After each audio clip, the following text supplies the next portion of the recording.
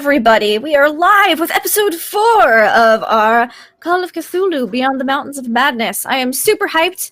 Our investigators did fantastically last week. The smoke screen and literal smoke because the pier was on fire. But now they're safely away on their boat, the Gabrielle, on their way to Antarctica, where surely nothing terrible will happen.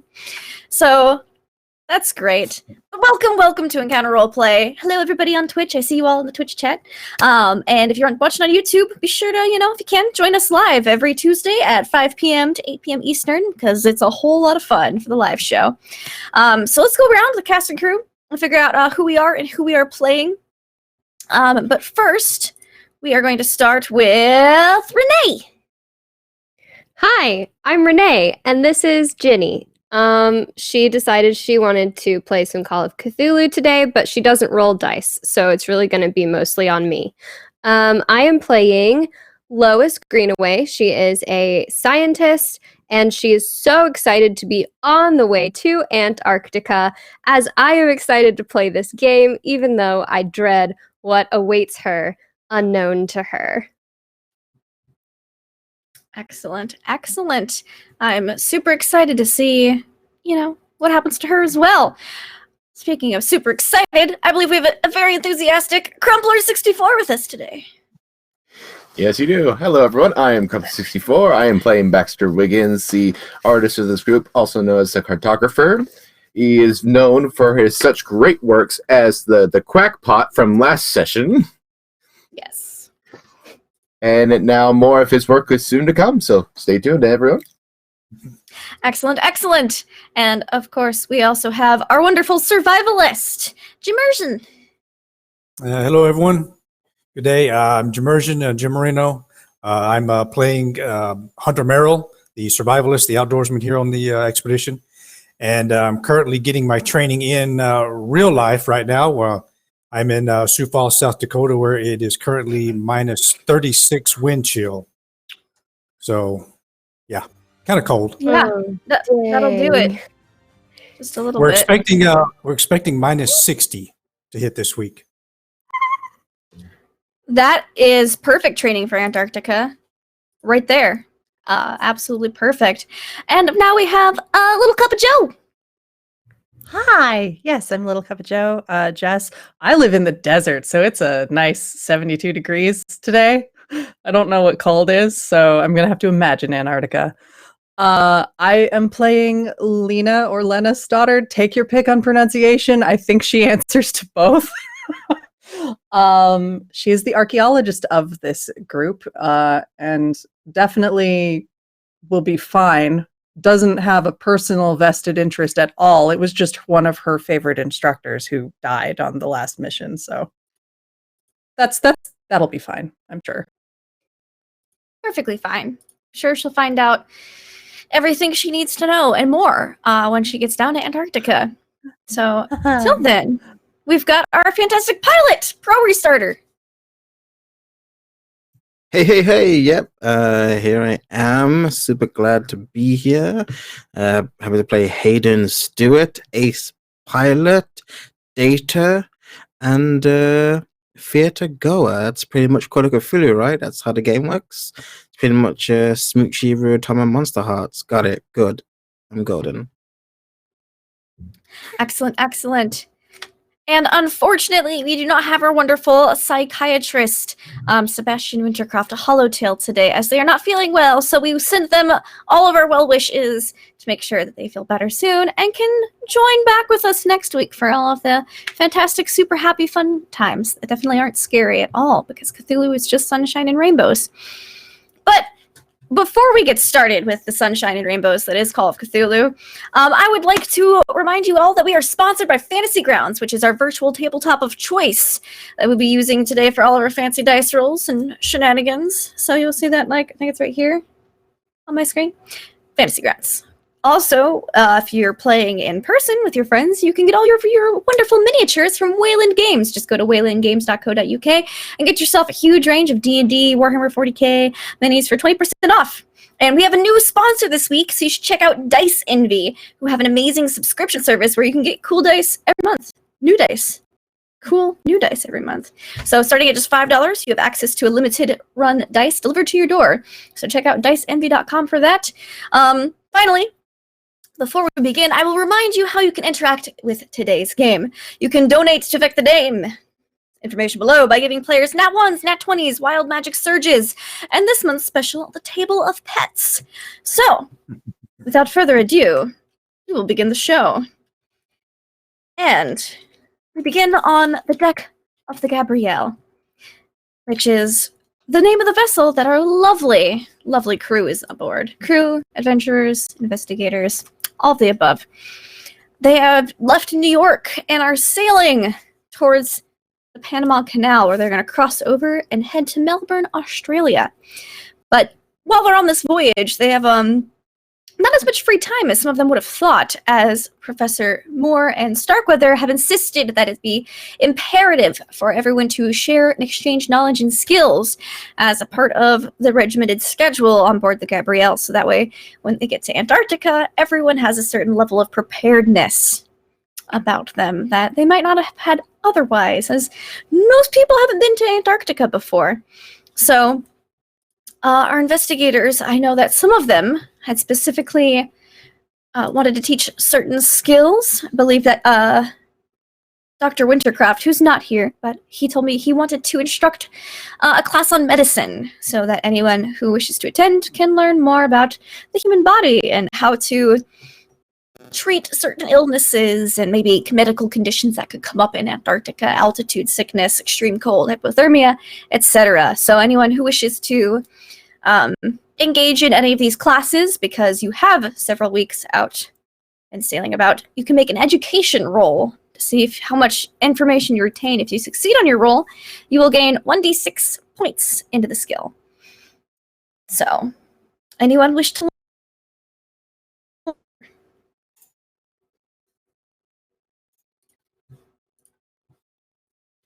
Is there like an order to these classes? There's going to be 2 classes every day. So Sebastian just figured it'd be good to get his done on Sunday. Sunday's going to be the start of your week. There's also going to be PT classes in the morning, where everyone gets in their winter gear, learns how to take care of it, and that is going to be taught by Mr. Morel, who's with you guys. So that'll give you polar survival skill points, which could come in handy because those are daily instead of just once a week. If you succeed on your education scores, you will get more points. So that'll be once a week roll rather than a one-time roll. So what are those PT classes like, Morel, Mr. Hunter? Oh, they start about they start exactly at 05 every morning. So everyone's up at about 4:30, I guess, and it's woken up from there's a klaxon on the ship, wakes everyone up on time, and everyone is mustered down into either on the deck, depending on the weather, on the deck or down into one of the ship's hold where we've got some room, and it's mandatory for all expedition members, and we'll start off with some stretching. The class will last exactly an hour. Start off with some stretching, do some calisthenics, warming up, and then we'll increase it up until we get the heart rate up to a consistent, healthy level, and we'll run that for about 15 minutes. And then there'll be we'll end it off with a jog around the deck of the ship. There's a small course that has been laid out, and everybody will go around the ship 5 laps. Awesome. So PT in your Arctic gear, because that way you can get used to the weight of it and how to take care of it, put it on, take it off, because you're going to have to do that every day once you get to Antarctica. So you might as well get to it in non-below zero temperatures now. So after Hunter's classes, which are every morning, they give you those polar survival points. Dr. Sebastian Wintercroft will have his class on Sunday afternoons, and it's basically because you can't really have anybody to do, like, you don't have the big fancy skeleton with, like, the pieces. So he has some medical textbooks with him and different medicines and diagrams and such. And that is how he's going to teach you all medicine. So anyone who wishes to, learn more about medicine can education roll. That was Uh, a pass on mine. Okay, cool. All right. Baxter's just Yeah, that was a doing pass for sketches. He was doing sketches in the textbook. Perfect. All right. So who did pass for the medicine? I We've got- passed. All right. Got one. So if you pass, you can roll a d6 to see how many points you get.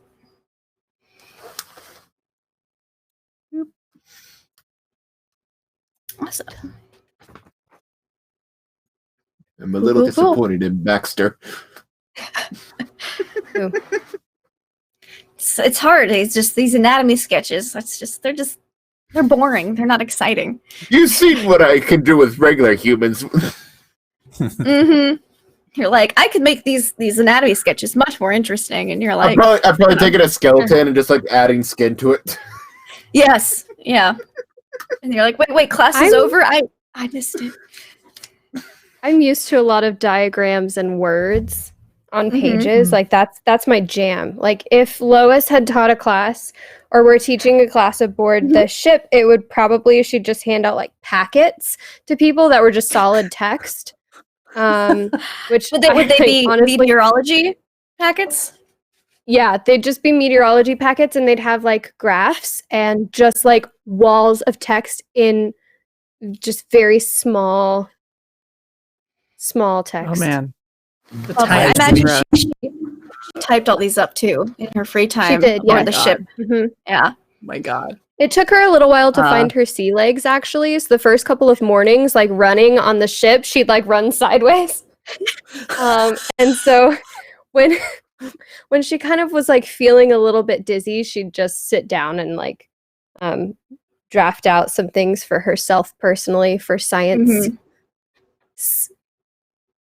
personal science packets and projects. Yes. Excellent. So who wants to read these meteorology pamphlet walls of text? I feel like Lena's probably seen them before and may have actually been proofreading them. Okay. All right. So she's probably going to learn just by as a matter of course Just whether she osmosis. takes the class or not. Being Yeah. her roommate, and so give me that education Yeah. roll to see how much it can retain. Yeah. I'll do that as well, just for politeness. It's like, Yeah, I imagine. I'm committed to the bit now. I got to do this now. Lois is so happy. She gets like really excited to talk to people about science, and she doesn't really like tone down the words at all, so they're all very big, but just like she's so enthusiastic about it because there are people there listening to her and she cares about this. Sweet girl. Lovely. Yeah. So I imagine anyone who actually gained some knowledge from this, which would be, G6, you could probably like be on deck with her at some point and be like, look at those cirrus clouds over there. And she'd just be like, Those sure are cumulus nimbus. uh-huh. Yeah, her little heart just like starts beating so fast. She's so proud. Clouds. Sure is. We're making progress. Science. Science. Lovely. So we've got the doctor who gave you all some medicine. Some people have actually picked up a little bit of meteorology. Could come in handy. And all this outdoorsiness you guys are going to be doing. All right. Although it was a bit wordy. So who else is It was teaching wordy, classes? but gosh darn, they know those words.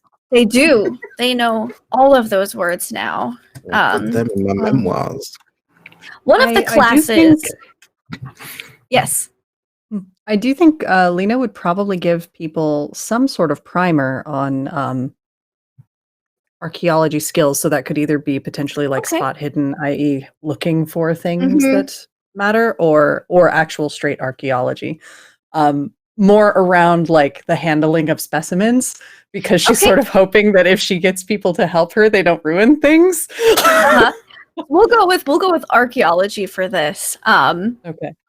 So everyone can, and you'll you have like certain props with you, like example pieces and references, so you can be like, this is a this from this era, and you don't do this with it, and you just basically instructing how to handle some of the artifacts you guys expect to find there. So if anyone wants to learn how to handle some delicate artifacts or things, because there was a big cave that Percival Lake allegedly found that's just treasure trove of fossils and artifacts and the like. So once again, Hayden is just doing it where it's just politeness. Maybe he can find a souvenir to bring home. Possible. It certainly is. So education checks to learn archaeology.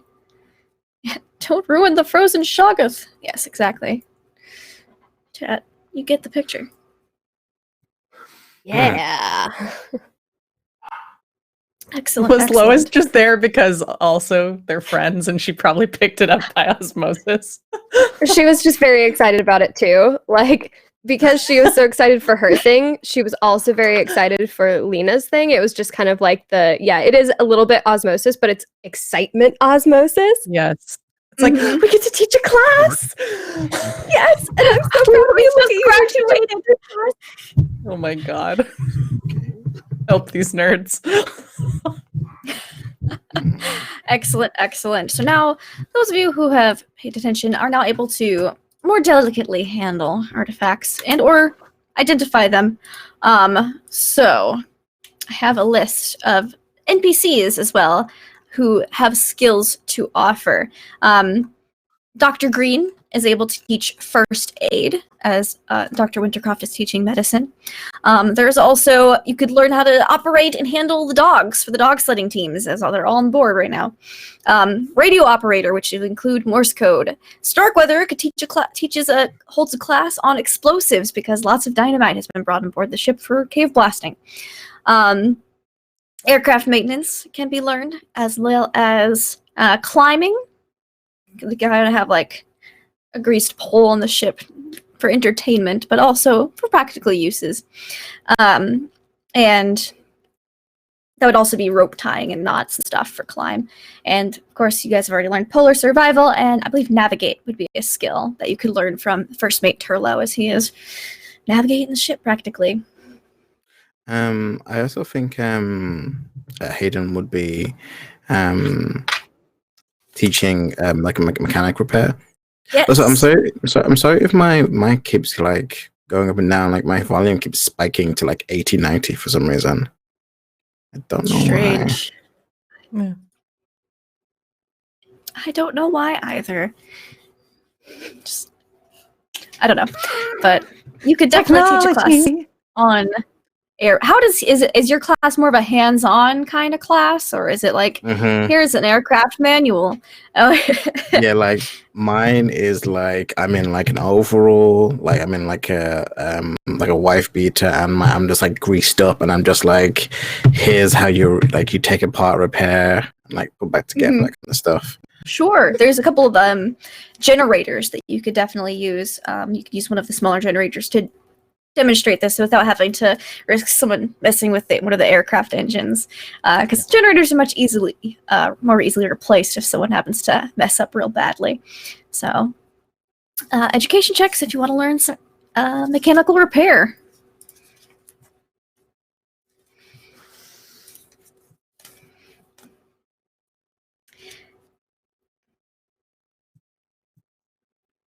Ooh. I mean, I did succeed because my education is really high. You are a student. Good. I'm Imagine smart, Baxter's y'all. a little too distracted of Hayden's like wardrobe he's wearing, and he's just like, this is perfect. Our artist is just attending all these classes, but just doodling, like turning them into cartoons as he's going.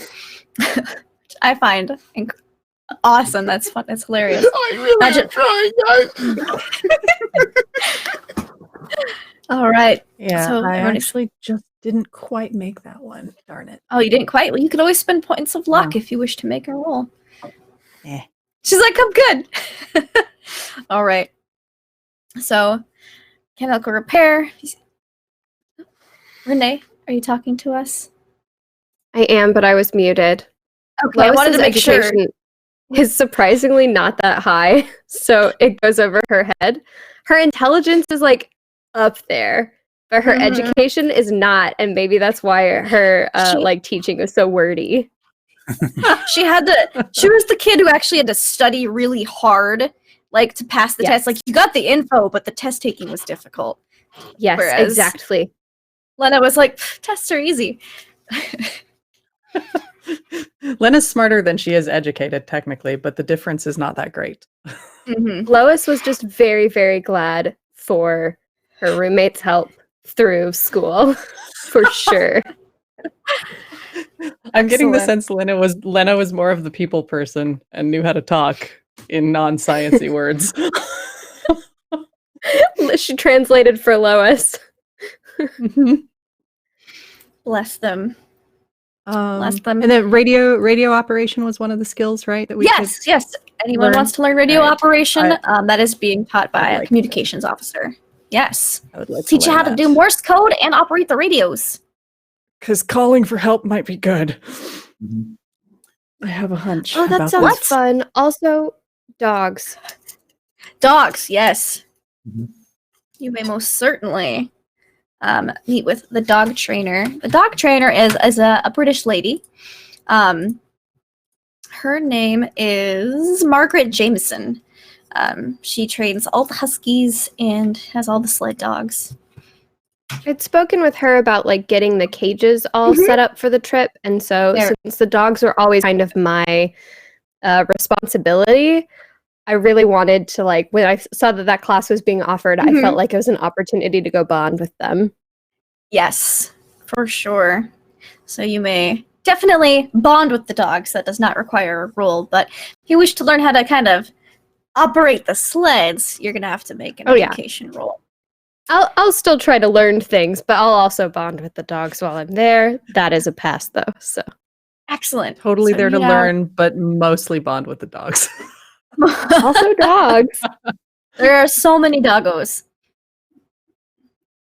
There are a good many puppers. I believe there's 36 of them.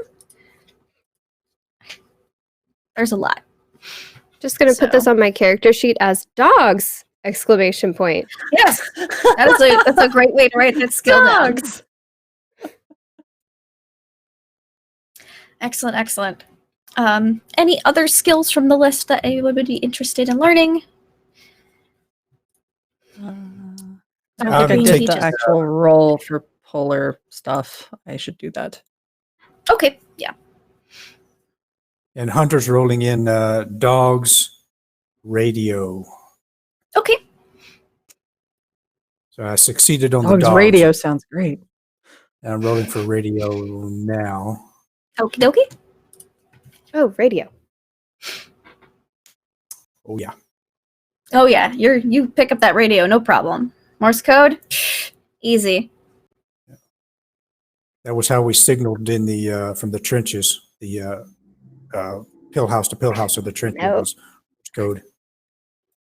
But I could use a refresher. Yeah, especially because this is special equipment made specifically for sub-zero temperatures to keep all the electronics happy and healthy, and get all that stuff good to go. Could that also include some semaphore? For sure. Considering we're going to be at sea, and it's probably a little bit more visible than. Yeah, you got it. You got an extreme, so you would be able to pick up a little bit of that as well. But lots of Morse code and just how to operate the trail radio and the camp radios. There's two separate radios. One has a 20-foot antenna that you guys kind of learn how to set up to put at the campsite. All right. Anything else anyone wants to learn before we continue on? Explosives.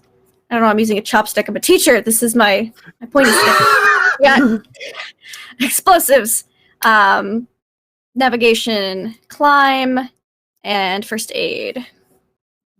You don't have to learn them if you don't want. They're just out there as options. I'll learn more. Climb seems like climb. handy.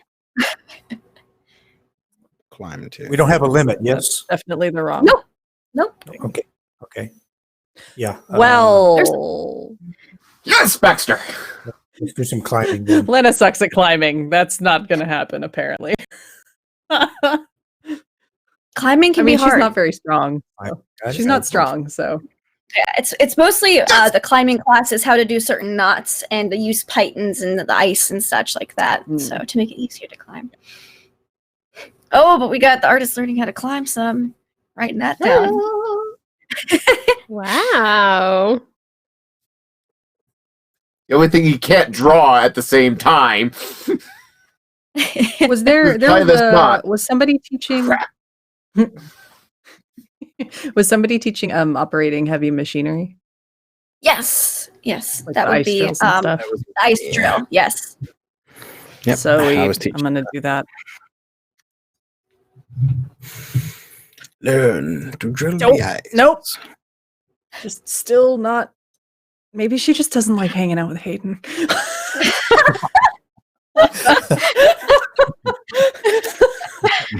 Nope. I'm not feeling it. It's fine. You're like looking at this ice drill and you're like, man, this is just it's not at all refined or easy. It's just, no. Baxter goes there. I thought it would be simple. You should pull a lever and makes a drill. They're like, no. Can I push all of these buttons at the same Oh, and Is that what Baxter and Lena are both doing? yeah, basically. And she did Ice okay drill. moving the tanks of She did. gas or whatever it was the last time, but Yes. this is different. This is different. It's quite a bit different than just a simple crane, as the ice drill has a lot of different functions and speed, depth, etc. And it's a lot. It's a lot. All right. Last call for class. Any other skills? Let's see. Can have I met Jameson? Has Hunter met Jameson? How well do they know each other? She's a fellow survivalist. She's a Been fellow on any survivalist. She hasn't been on any of the Starkweather Moor expeditions, but apparently she has a very good reputation. The person you guys normally get for kind of like dog sleds had broken their leg not too far back on an alpine expedition, and it didn't go well. So this lady came highly recommended, and her dog seemed to be very well trained. Good. Can her and I team together to teach some navigate? Yeah. Yeah, she definitely has a lot of points to navigate. All right. Mine is 46. Yeah. Navigate. All right. 45. She I'm 45 in mine, so. She has 55, so you guys are, between the two of you guys, able to teach a navigation class, especially because the north-south compasses that people are so accustomed to using do actually not work right next to the South Pole. So you're going to have to learn specifically polar navigation, which if you have points in the navigate skill, you realize that it's a bit different, but something that the rest of you take a class, you'd be like, oh, makes sense, but it hadn't really popped up into my mind before. So Moore is in all of the classes. He's learning from everyone and everybody. Starkweather is attending the ones he finds exciting, like dog sledding, mechanical repair, like the super gritty ones. He's like, science, that's great. I'm just gonna put this packet right there. But he's taking part in about half the classes, and Moore is taking all of the classes. And you can really tell which ones Lois is invested in by these roles. Like, it's unreal how well the roles match what her interests are. Yeah, so I was teaching. it happens sometimes, you know? You know? And so when within the 2 weeks it takes you guys to get to the Panama Canal, the weather is quite a bit hotter, quite a bit muggier. It is humid, it is sticky. Yes, the polar trainings in the morning are just miserable because you're just but you're getting used to the weight of your gear. You're getting more accustomed to that, and you reach the Panama Canal. You've heard reports every night. Starkweather gives a full radio report of how things have been progressing on the expedition and how everyone's super dedicated to learning the ways of polar survival on our journey down. And just real. He definitely exaggerates, but he gives a full report, as does the Lexington's Tallahassee. You were able to listen in on reports if you're interested as well, and they passed.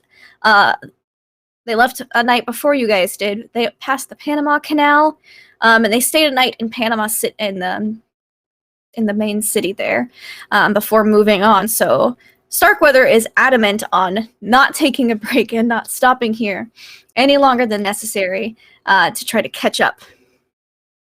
So you see the massive gates, and they open up to allow your boat in. And then your boat comes in, and then the water drains down as it's a series of basically levees and pumps to make the water level rise and fall for you to get through about 3 different lakes to get through to the other side and into the Pacific Ocean. Takes most of the day to kind of go through this process, but there is boats that kind of come up because you can order via radio supplies to be brought to your ship if you don't want to stop. So much delicious fresh fruit and meats and stuff are delivered to the boat. A lot of tropical fruits. So there's kind of like a mini feast on board the ship that night to celebrate reaching the Pacific Ocean. And you guys breeze through without any troubles at all. Now, as you guys get into the Pacific Ocean, you realize that you have gained about 12 hours time on the Lexington, and you're not that far behind them, as you did not stop for the evening and instead have just kept on trucking. You are going to have to, however, stop for supplies in Melbourne, as that is the last stop before Antarctica, but the rest of your food will last. You packed up plenty and then some, thanks to y'all's preparations and Moore's preparations in New York City. You found all the sabotage that had done beforehand, and so you didn't find any unpleasant surprises between here and Panama Canal. Now, what when you guys do have free time on the boat, what are you guys doing aside from classes from each other and reading pamphlets and learning things?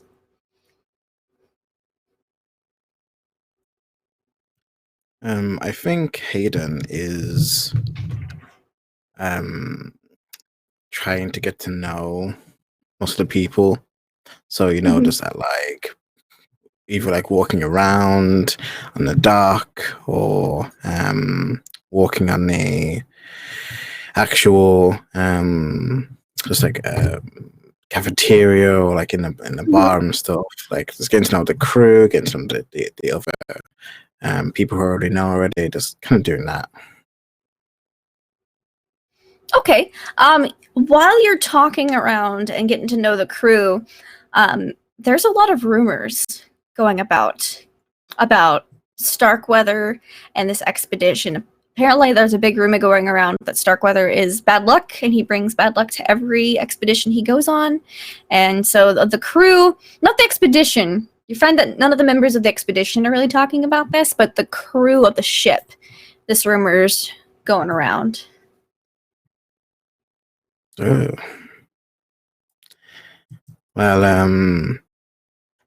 I think I'm just gonna be paying a good mind on that, and if I see anyone, whether Linnea or Baxter or Lois, Hunter, I was talk to them about it. Okay. Lois is happy to talk about it. Also, specifically you, when you got into your little cabin number 12 with Lena, and you were kind of unpacking your belongings after the first day, you noticed that Doris was there. Your little stuffed Doris penguin. was there. Yeah. That's odd. Like on my bed or what? Like just kind of tucked in. Yeah, like in a corner. Oh, how interesting. Thoughtful?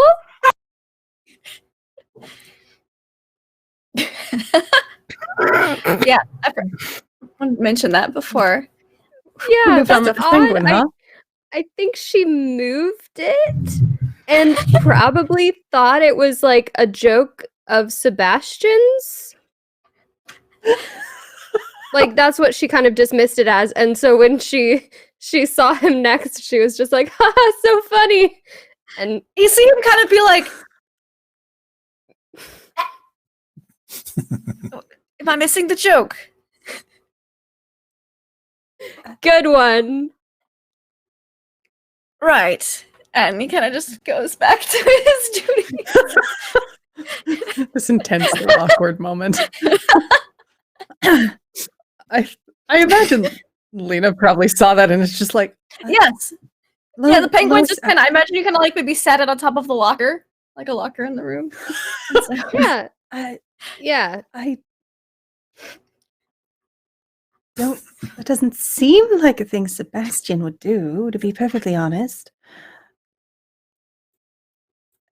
Oh, but he was the one with the penguins at the photo shoot. Perhaps it just got misplaced. I'm sure it's nothing.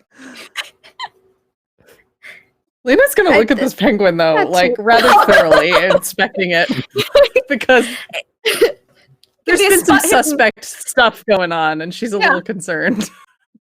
Give me a spot hidden. Sure. It's probably just a penguin. Uh huh. Probably though. Stuffed. penguin. Yeah, that Mhm. that succeeds. My spot hidden is a 75. So It's the completely it's the exact same stuffed penguin that was named Okay. Doris at the photo shoot. Oh well, it's nice for the atmosphere, I guess. I think it's cute. It's a taxidermied penguin, Lois. No, that's true. It is a bit odd, but it's cute. You can keep it close to your side of the room. Where else are we going to put it? No, Lois starts a game where she puts it in other people's rooms. yes, Lena doesn't like I think it, so that- she puts it. do- She puts do it we in see them Hayden's. like carrying this penguin off to one of the other rooms, like all right. sneaking it off? Away with the penguin. Okay, the coast is clear. Let's go.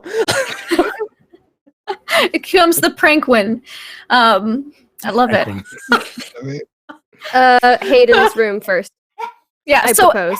you're going into Hayden's room to put this penguin, and Hayden, you're just walking out to go talk to Lois about these rumors you've heard. So I think Are we caught? Lena Are we might be caught? Are around we, the like, corner standing with the there? penguin. Stealth check. Lady, Uh, is everything hello, all- Mr. Stewart. Abort! Abort! Why are you standing in a precarious? What's with the penguin? Well, we were going to ask you the same Baxter's thing. room. Did you put Baxter's this in room. Lois's bag?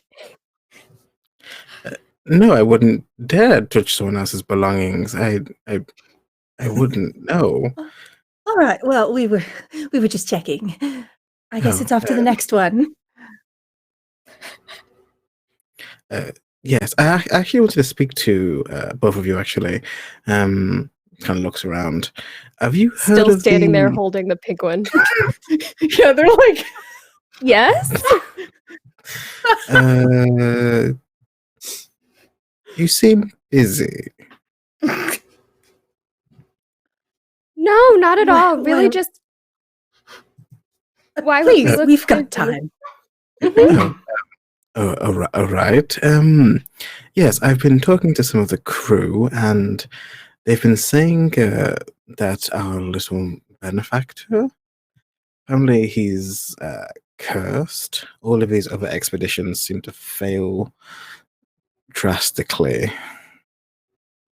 You're referring to Mr. Starkweather. Yes. Well,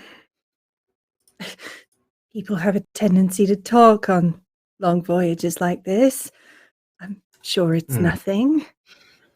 I mean, there's been a run of bad luck, but who really believes in that? Yes, but then the fire.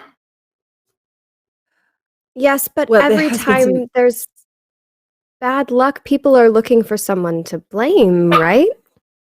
Exactly. Well, I just wanted to I'm bring... sure it's got nothing to do with Mr. Starkweather. Yeah, of course. I just wanted to bring it up just to inform you. It seems to be most of what people are talking about. I don't like to listen to rumors, of course, but strange times. That's fair. No, you're absolutely right, and we should stay diligent. We Yes, should. it's worth considering, if only for the impact on crew morale. Yes. Actually, while you're here, this is a perfect opportunity for us to continue our teaching lesson on the importance of proper maintenance of engines. I think I have my memoirs here somewhere. Actually, we really should check if anybody else is With- missing this lovely penguin. Mm-hmm. Oh, well, you science types like to have homework and tests and stuff. Here, take some of these educational headshots.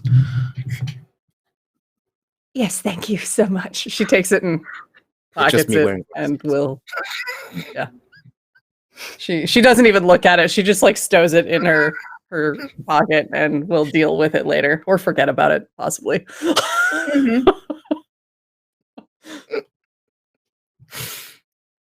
All right. Lois, shall we find a home Yes. for Doris? Baxter's room next. Well, Baxter and Hayden actually share a room. So Oh, you could wait for well. Hayden to leave and then the penguin inside. Well, So no, I think we inside- make like we're walking down the hall a little ways until we see Uh-huh. him go. Then Yeah. we come back. And then, double back, like creeping back with the penguin. So you go back into the room, which you know Baxter is up drawing on the deck, and Hayden has left. There is a third figure in this room, wearing a fine suit and a top hat.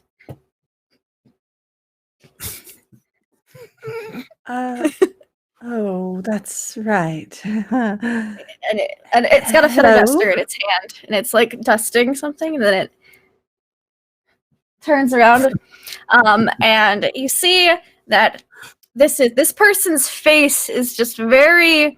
It looks like they had like Botox done. It's just very tight skin, just pulled over their face, but pleasant smile on. He goes, "Oh yes, hello. I am Bob Stoddard, Mr. Baxter Wiggins' butler. May I help you?" We were just, we think Baxter may have misplaced this lovely decorative penguin. It We needs were hoping to dusting. return it to him. Charming. And it kind of does the feather duster in its face a little bit.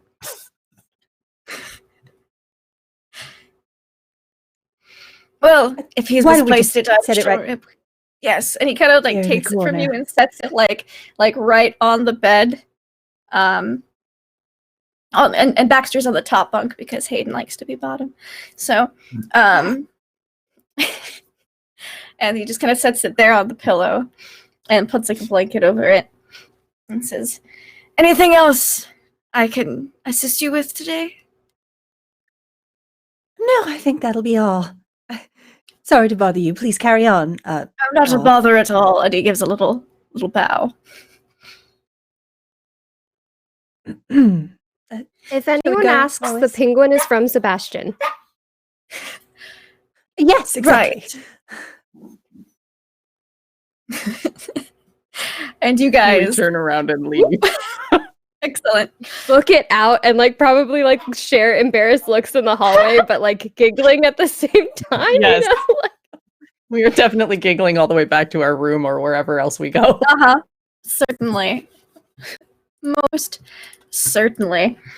So, you're actually really near the equator at this point in time. And there is to be a party thrown when you guys hit the equator. And everyone's getting ready for it. There's a bunch of food being brought out from the refrigerator. Like the last of the tropical fruits are going to be brewed into like a punch. I say brewed, squeezed into a punch. And everyone's all hubbub about it. And they're getting everything ready on the decks. It's the equator crossing party. And you guys get ready. This is a couple days later, or probably the next day. Baxter, when you get back to your room, there's a penguin tucked into your bunk.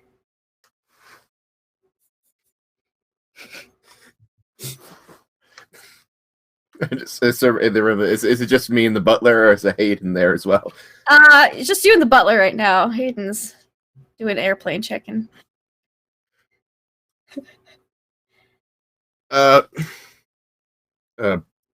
Bob, was it? Yes, sir. Was it here before I left? No, sir. Good, so I'm not crazy. No, sir. I would never say that about you, sir. You have an explanation? Yes, sir. The penguin needed to be dusted, sir. I didn't pack a penguin. Oh, yes. This is a penguin, I believe, of the Wintercroft variety, sir. So how did the belonging of the doctor get here for dusting?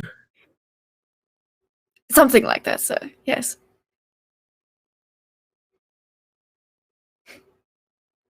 This is just that moment. This is just a moment passes of just Baxter trying to comprehend everything. So, did the If you like, sir, I could bring it back to Mr. Wintercroft's room. Yes, please. Yes, I of course, sir. assumed he's the one that brought it to you for dusting for whatever. I don't know, doctors, how they live their life. They're just so whatever. Of course, sir. I will have the penguin moved back to the Wintercroft room immediately. And he picks up the penguin and puts it into Sebastian's room, which I believe he shares with Hunter. And this time, the penguin is Just making the rounds. It's placed on Sebastian's bed, but it has a little top hat on it. Penguin-sized top hat.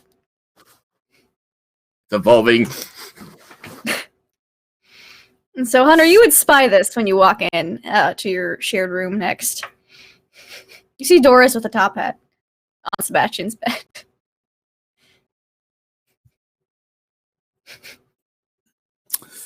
I'll look at it.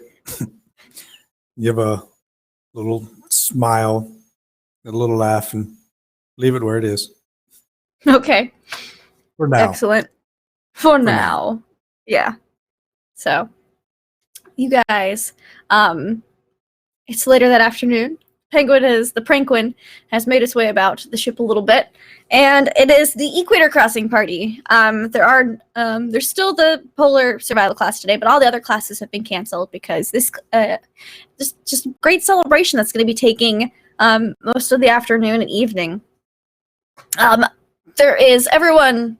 Pretty much all but essential crew are up on the deck having a grand time. There's the punch has definitely been spiked with rum.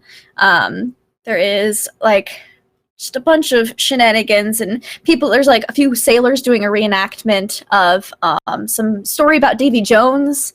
It's quite exciting and entertaining. The Husky trainer is up here. You also see the photographer that's supposed to be coming with you. It is not Pierre Jean-Claude Van Damme, but his apprentice, Francois Jean-Luc. So, he's taking pictures at the Equator Crossing party. You're assuming so he can get them developed in Melbourne and have them shipped back for the States for newspapers. And he's like, "Oh, bonjour! Would you like to pose for the papers?" It is not today's paper, obviously, as we have to get to Melbourne first, and then I can develop the film, and then but I put pictures. We Lois leans over to Lena, like, I didn't realize he was here. Maybe it was him. You know, you might be onto something. That's where my money's going. Pictures? Hidden Of posing. course, madam. Yeah, Please, he takes a few please, of pictures course. of everybody. And then do you ask him about the penguin? Do we? No, I'm just gonna put it in his room next. Oh, okay. I think the penguin has become the elephant in the room, but a penguin. The penguin in the room. New thing. And let's see who else is here. Dr. Green is here. Basically, everyone is kind of get to know each other a bit more than just in a classroom experience. You see that Margaret, the husky trainer, she has a couple of the huskies up on deck actually to get them some exercise, and they're doing. They've kind of modified this, like taken off like tracks off the sleds to have like sled races on the deck to see who can do the best, non-snow sled racing, just to kind of get a feel for it. Does anyone want to try to take part in husky sleigh racing?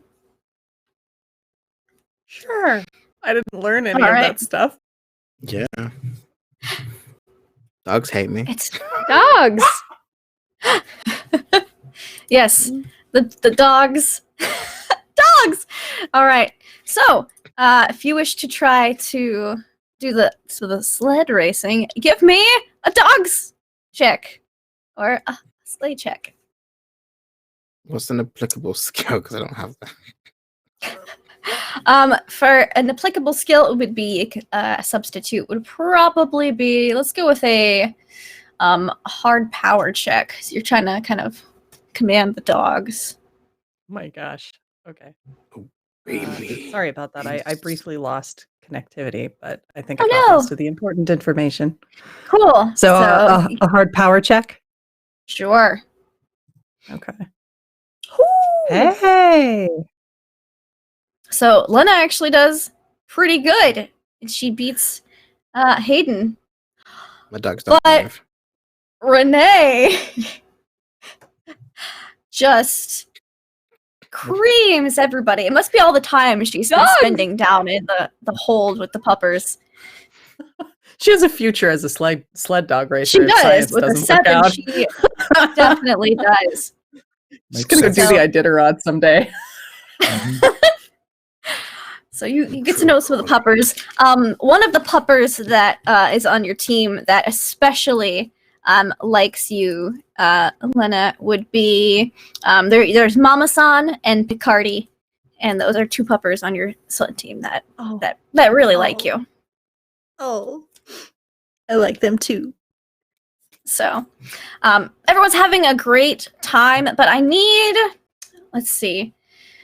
everyone, as the party's kind of winding down to a close at the end of the evening, as also you won $20, Lena, for winning the sled dog race on the deck of the ship. Sweet. So, or Lois, you both did. You both won your pairs of teams. So, the ladies kicked butt in the sled racing.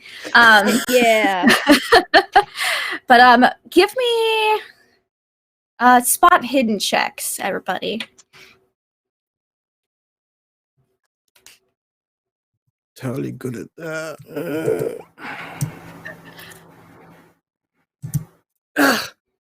My cursed luck kicks in again. 18. 18. 42. Nice. 29. All right. So everyone who succeeded, you smell ammonia kind of wafting up from inside the ship. You guys are on deck. You. We have Not right. We have no ammonia in our equipment, correct? No, not it's. There's a couple bottles in the cleaning equipment and stuff, but nothing that's nearly enough to permeate Mhm. through the decks to be on deck of the ship. Nothing nearly that strong. Is the captain and first mate around? Yeah, they're both on deck. Captain Vredenberg and First Officer Turlo, who is obviously in his kilt as he is always, but it was especially thrilling during the dog racing. Yep. But yeah, he's standing there with a bowl of punch. He's actually probably the closest person nearby. He's got a mug of punch, and he's like sitting there. I'll get his attention. Do you smell Hey, that? laddie! He kind of pulls his punch away from his face. It's very tropical and fruity. So he kind of Smells like ammonia. Aye, that'd be a lot of ammonia. Do you Let's carry check that any out. too? He goes, not enough to smell like this. And you see he kind of grabs a napkin off of the table, kind of puts it over his mouth and nose, and kind of goes below decks I'll to follow. try to figure out where it's coming from. A couple crew members follow as well. It reeks of ammonia down here. It was like you could catch whiffs of it up on top of the deck, but down below, it is. Oh, it's bad. And Is it you coming guys from a kind of look. specific hold? It is coming from actually the refrigerator on board the ship. The massive refrigerator that holds multiple tons of food. It holds about 20 tons of food for the journey. It's coming from there. And you see that the pumps are working overtime on the fridge, but it's not cold. You also start to smell food that's gone bad. As the party's been on for several hours, the food is not frozen. It is. You can just see this kind of low fog on the ground just from the ammonia, the amount of ammonia that's come out, and it's almost unbreathable down here. First Officer Turlo shuts down the engine that's pumping through it. And he goes, "See if we can find out what went wrong with the fridge." Are there any? Do we have any portholes nearby? Not nearby. No, he does command all of the ones to be opened that are there, but this is this is an ice breaking vessel. There's not a lot of windows down here. Okay. As glass isn't the most durable against icebergs. But Right. People bring down buckets of water and soap and mops, and it's just, it reeks, and they start immediately just trying to clean. The refrigerator is wide open. It's a big walk-in. And you see that they're kind of starting to try to pull out food and see what's been contaminated and what's still okay. Mhm. Does anybody go inside the fridge to help or look around? Mm-hmm. Yeah, Hayden is going to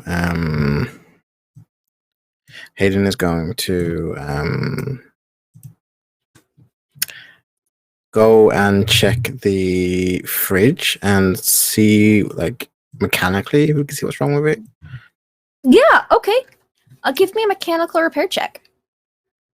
Cool. While he's doing that, I will run back up to the deck and point to the guards that I have specifically set for each hold, and Mhm. have them go check your holds immediately. We've got a major problem with the refrigeration unit. They're sussing it out now, but go check the holds and be careful. All right. So they check, everyone's checking all the holds, but the vast majority of the crew is trying to just get the smell out, get the ammonia cleaned up.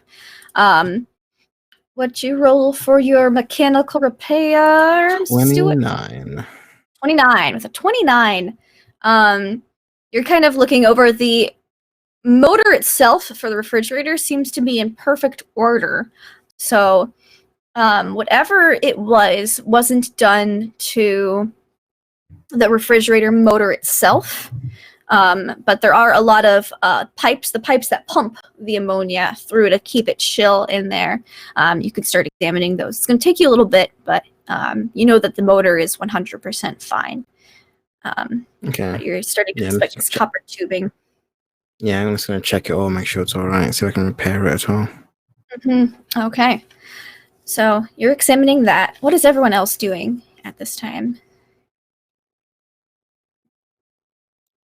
I assume there's a commotion at this point because Lena didn't notice it. Oh, there's a huge commotion. Yeah, Yeah, when I like came you back saw up deck, people go back down, and then like everyone started going below decks with mops and buckets and soap. I think she'll go assist with the cleanup. Okay. Uh, Like people actually having to work in shifts because it's so much ammonia yeah. that they can only handle being down there for so long. Mhm. What about Lois and Baxter and Hunter? Definitely lending a hand in the cleanup. Yeah, helping out as much as I can. Sad, but like, helping. It's like it's just a shame. It's just a shame to be in the middle of it. Yeah, definitely is. And Hunter, you're checking the other holds. correct. And I'll also put eyes on Starkweather and Moore. Where's their location? Okay. Yeah, they are trying to figure out what's going on as well. They're talking with First Officer Turlo right now. If you're checking the other holds, give me spot hidden checks. And Hayden, give me a spot hidden check as well. You just need one, or Just give me one for now. Yeah.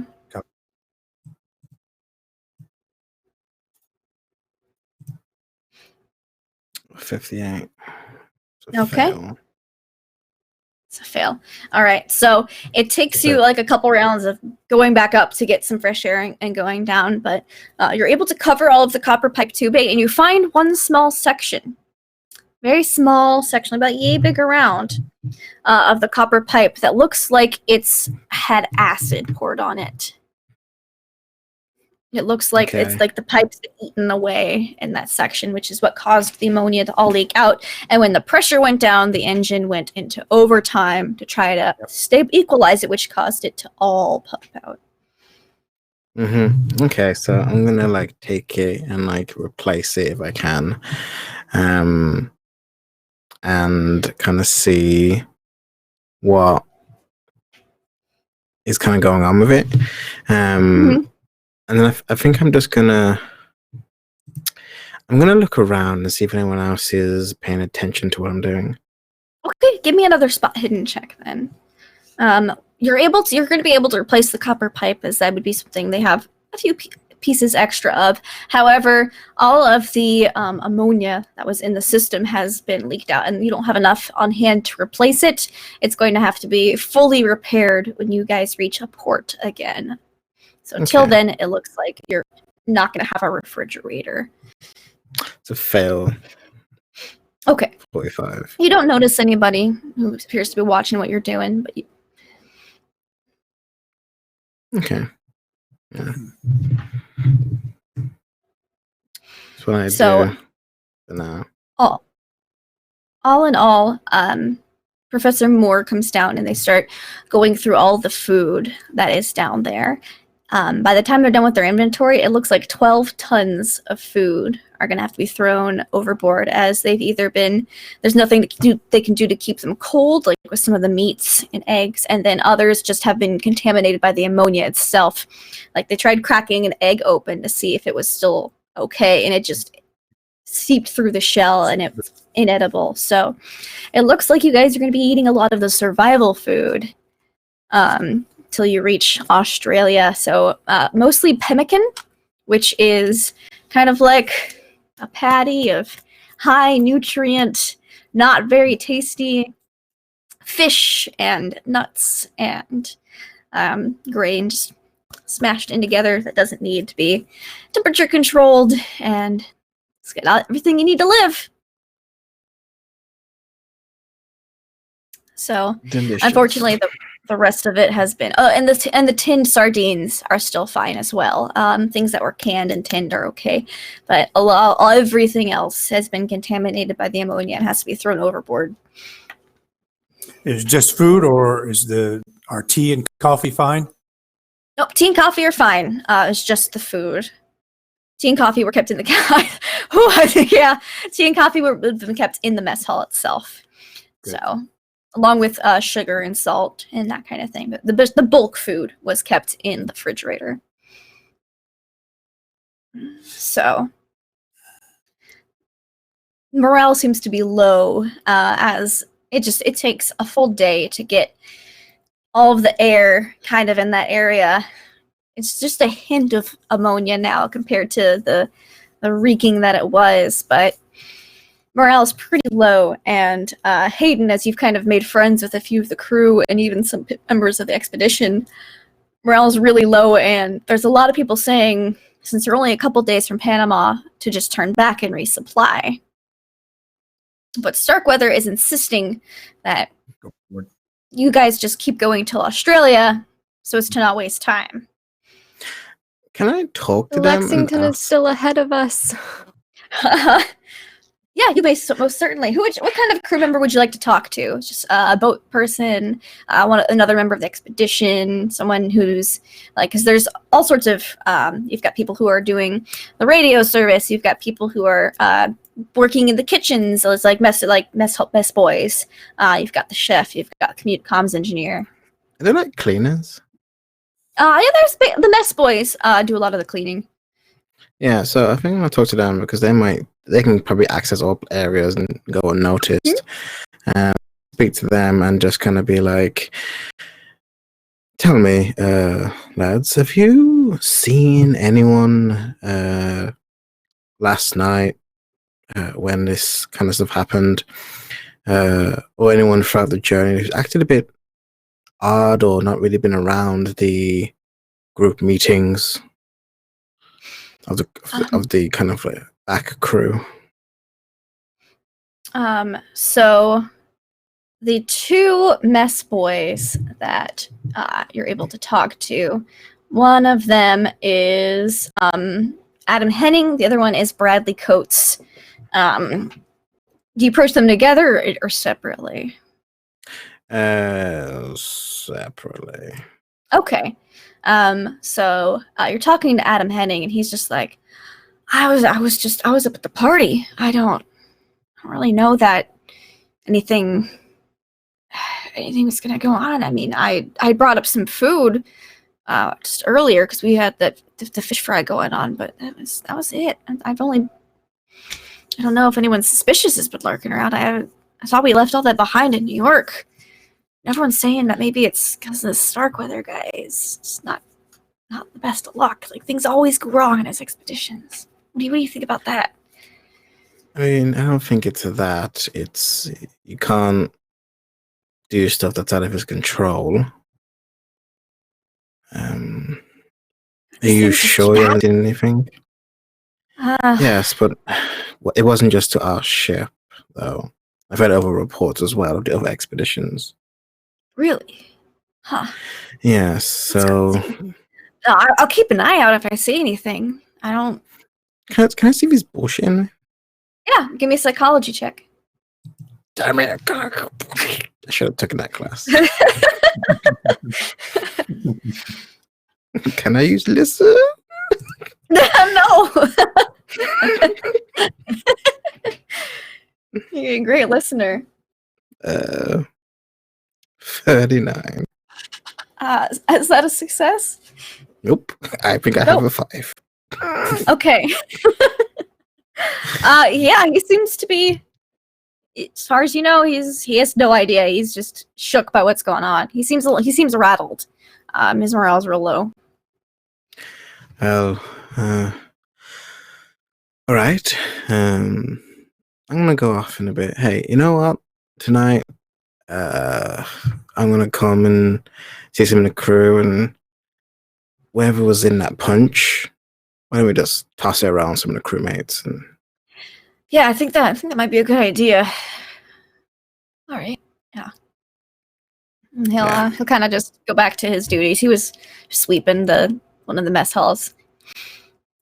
Bradley Coates is he's got a mop bucket and he's still kind of down. He's scrubbing like behind like one of the ladders, like kind of one of those hard to reach places, and he's just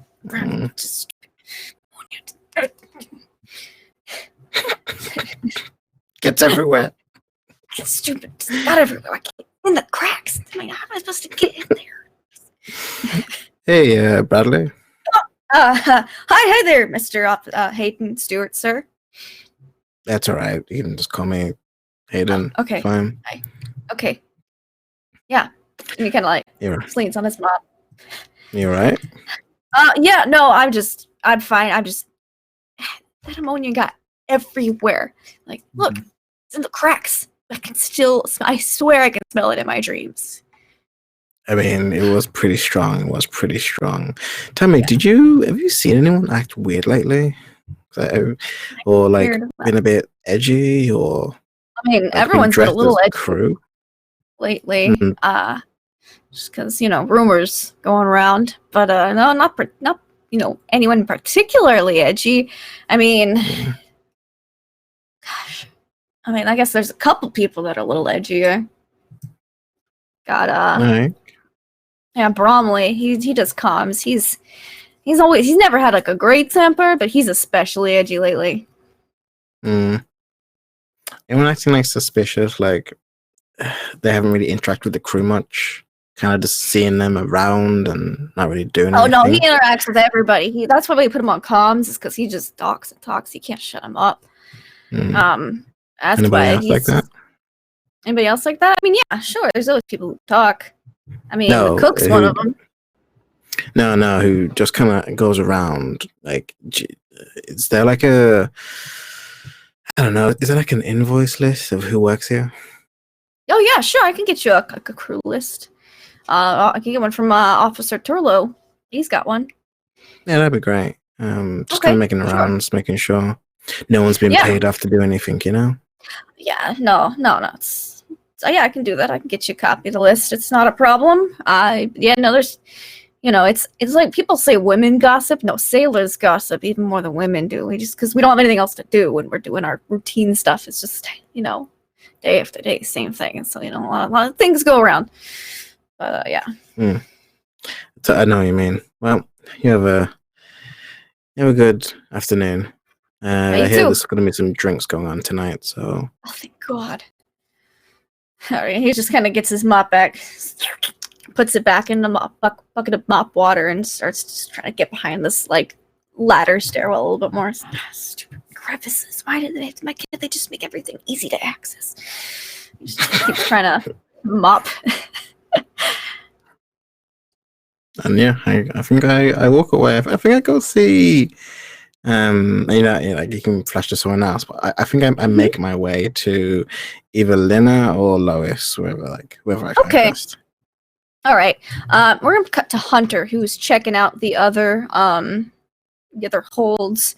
So I think you went through your first quick glance and didn't reveal anything. But you may most certainly take a deeper look now if you would like. Now that the stench isn't permeating into the very essence of the ship. You can spend extended time down there. I would have went to the hold one first, because that's where our explosives and oxygen are. So I'm going to go check that one out first. And I had set the lights as best I could up through here. So there's some lighting, just not everything. Okay. And let's see. I'm going to go here, and it is a 31. Let's see. That's I think I have a 46. Yes, that's a success. Okay. That's a success. All right. So you're looking around in cargo hold number 1. Are you looking for anything in particular, or just kind of looking over everything? Are you spending a lot of time down here, or just a check? Looking for a person. I mean, I don't know too much about acid. Okay. Just looking for somebody that's not supposed to be down here. Yeah, there's no one down in hold 1. However, you look around. It doesn't appear that anyone's been here recently. Hold 1 isn't one of the it's basically got the oxygen tanks and the generators, so there's not a lot of reason for people to be coming in and out of this one. As there's no supplies. But with a spot hidden check, do you think maybe the doctor might know something about acids and stuff, as he knows a decent bit about chemistry? You could bring him down here with you if you'd like to talk. Okay. But whoo, hi, cat. Sorry. Yeah, he would definitely be someone I asked. Okay. Yeah. Because we don't carry any acid, but I was going to ask the ship captain if he had any acid, and the doctor. Okay. Yeah. So the captain has Vandenberg has informed you that their acid wasn't on any of the ship's logs of things to order. Captain Dr. Green, well, I know a thing or two about acid, as I almost went into pharmaceuticals rather than doctorhood, but no, I don't have any with me in my supplies for medical treatment. It's very rare that you actually need acid to heal people. But I mean, there's always battery acid, but that's not corrosive enough to, burn through metal and such. It's easily contained. And the Sebastian, what does he know? Sebastian, I don't think he has chemistry, so he wouldn't know. He wouldn't have any acid with him in his medical supplies. All right. So but from Dr. what I Green tells you to have to be stronger acid to melt through metal. Okay. Then at first glance, it sounds like someone brought some acid on board with them. Mm-hmm. Okay. So let's hold 1. I'm just going to make a walk through the other holds. In hold 1, and how thoroughly do you look through these? Do you just glance everything, or are you going through each and every individual thing? No, I would be doing this quickly. I wouldn't be popping open any crates. Okay. I would just I think you would notice that during your quick glance that some of the oxygen tanks appear to be a little bit lighter weight than the others.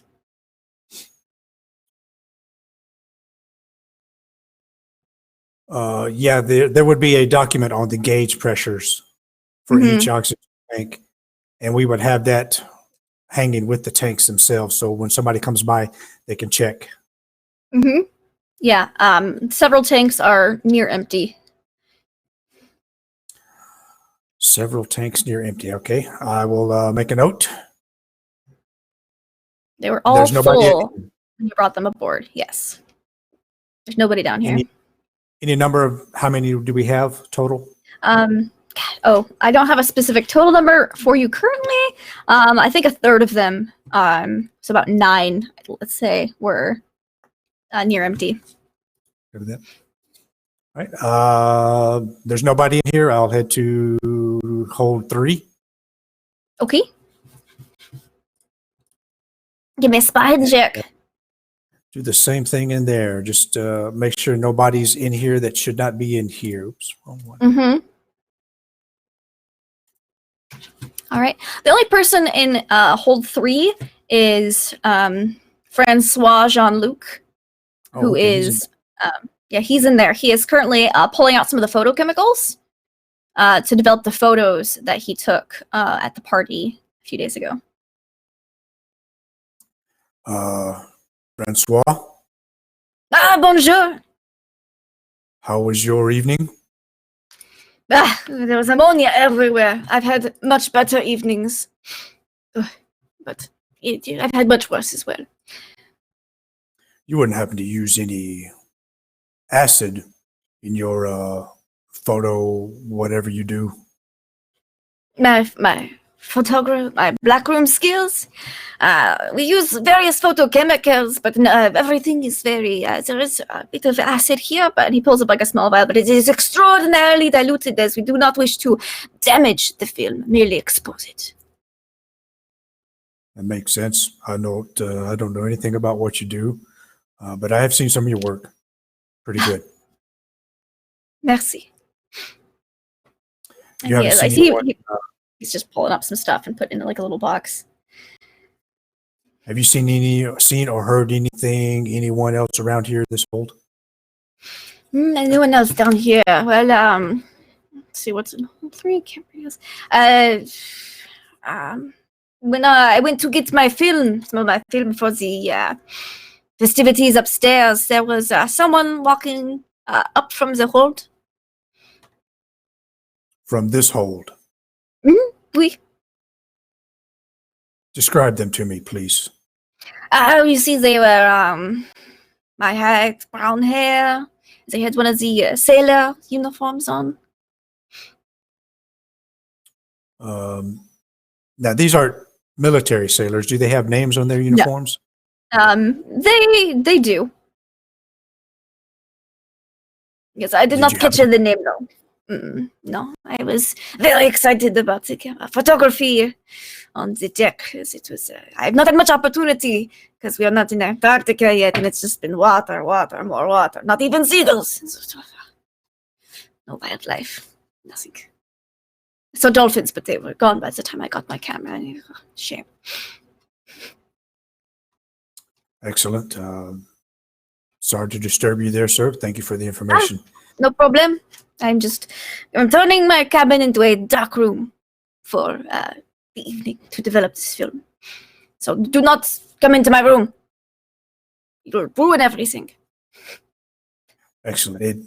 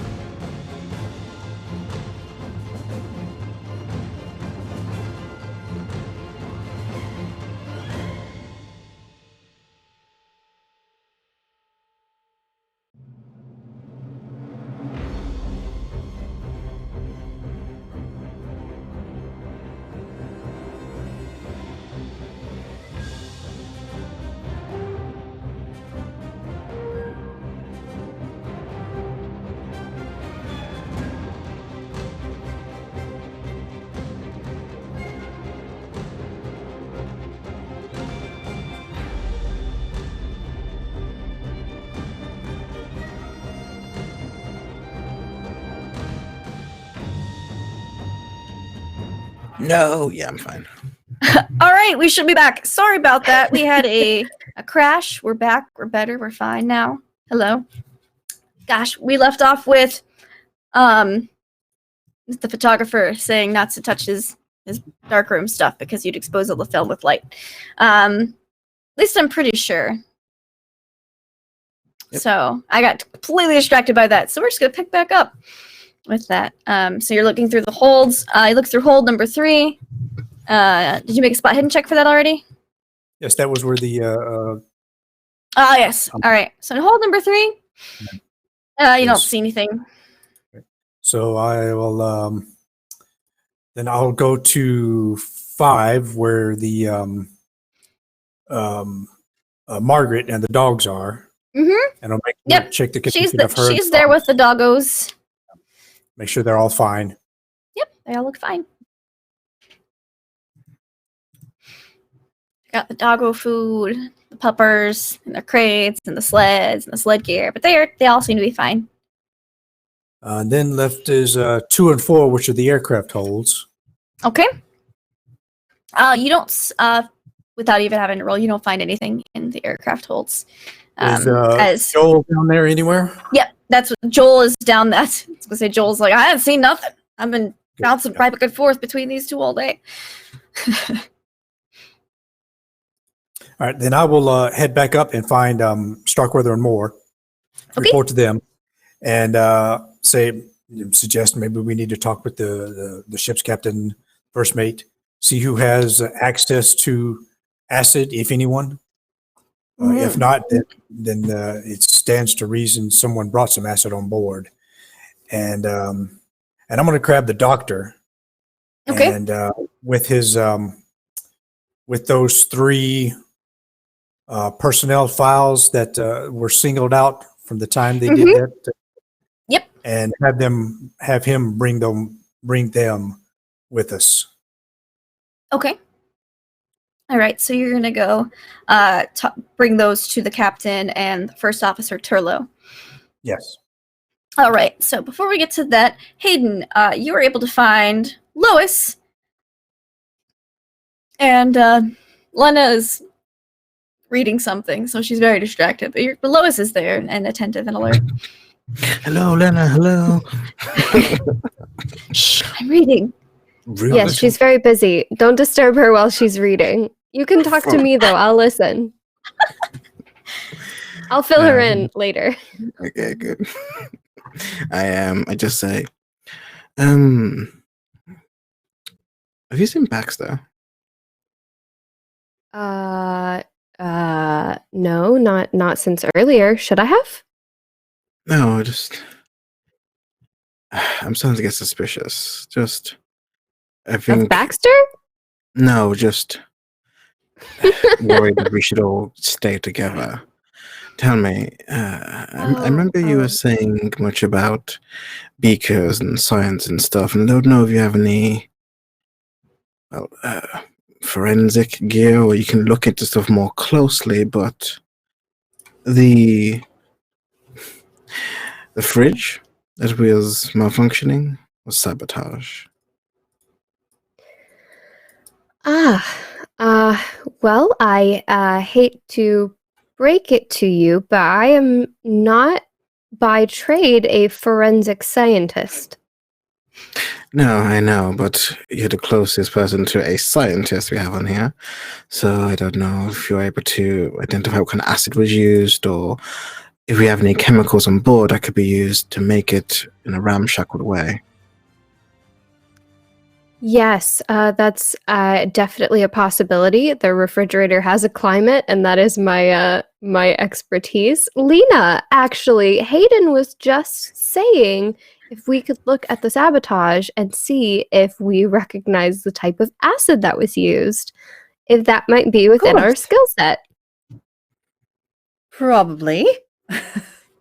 Hopefully. Mine. I don't think it is. We can try. We can try. Just so you know, I study the weather. I mean, I'm sure you might have studied medicine or science. It might just be. I genuinely just correct. You studied understand medicine how on this science voyage. works. Look, I'm grasping at He hasn't straws, all right? studied medicine. You know I'm one just studying science, you it know on them all. Sunday. I mean, look, all right. Closest thing we have. I know science. What are you talking about? I know all of the science, all of it. Every science. Okay. Sure. Yes, we can try that. So what are we rolling for? I'm Or trying what to are we figure that out. rolling? I'm like looking over my list. All right. So you're going to try to roll. Well, do you have any science-based skills aside from your specialties in archaeology and meteorology? Do you have chemistry, for example? No. I have psychology. Psychology is not a bad one to have. So But maybe You can- not great here. What is You this? can I am always, Italian. see what you know about chemistry. The base skill in chemistry is 1%. So you can just give it a roll. You never know what happens. Sure, I'm gonna roll as well, just in case I have a eureka moment. Yeah, eureka moment. Wait a moment. I don't need you at all. Fuck it. Oh, it's so Oh close. my gosh, that was so close. You can spend a point of luck if you would like. Okay. That's All of you rolled so close. under 20. But Glenna, you rolled a 2. Yep. Any of you guys could spend any amount of luck you would like to make this a success, but Lena would only have to spend 1 point of luck. Closest. Yeah. You know what? I'll I do it. her. I'm that close. Sure. Like, why Spend would a I point not? of luck. And I'm sure Hayden, you have that little piece of pipe Mhm. that you I cut out and get it. replaced. Mhm. Yeah. So you show it to her. Thank goodness And- I filled Lena in. And we got her to stop reading in time to come look at this. Thank God that Oh, book sorry, was too sorry, what? enchanting. I was absolutely baffled by it. So Uh, you just happened to be reading a medical textbook as you're trying to Just up your so medicine happened. skill. And you're gonna look at it and you're look at this pipe and you go to like this is definitely chemistry based. Acid for sure. But you're looking at this and you look at like this medicine textbook you have, and it's talking about different types of acid in the wounds they leave for some reason. It's just something just that Bob had on hand, and he thought it might help you in your medicinal endeavors. And you're looking, and you're like, sulfuric acid. This could have been done with a few drops of sulfuric acid. okay. Well, granted, I'm not an expert. I'm studying, which is what I was trying to do. But it seems that this might have been achieved with sulfuric acid. Such sass. I go, oh well, that's good. Well, it was a good idea for me to come here then. I knew one of you intelligent women would be able to figure it out. Tell me, such a Thank you for your faith in us, Hayden. well, I know I wouldn't be able to do it. Always know Yes, go to that's the people been you made know. quite clear. and- I'm sorry, what? Oh, nothing. Please carry on. What's with the hate all of a sudden? No, I'd take my rod and leave. No, I don't. Yeah, I just say, well, I mean, it's what I was saying to both of you before. All of this has been going on. Now, this sulfuric acid you said? Correct. It's a bit strange. Yes. It's been Might we 3 still have a days saboteur on board? since the incident. Yes, that's what I was afraid of. I was saying to Lois, I was wondering my backstory is. I worry if we're by ourselves after what happened. She'll hand the pipe back over to him. Thank you. Oh, I mean, step out of the shade. I step out of the umbrella that's there. That's better.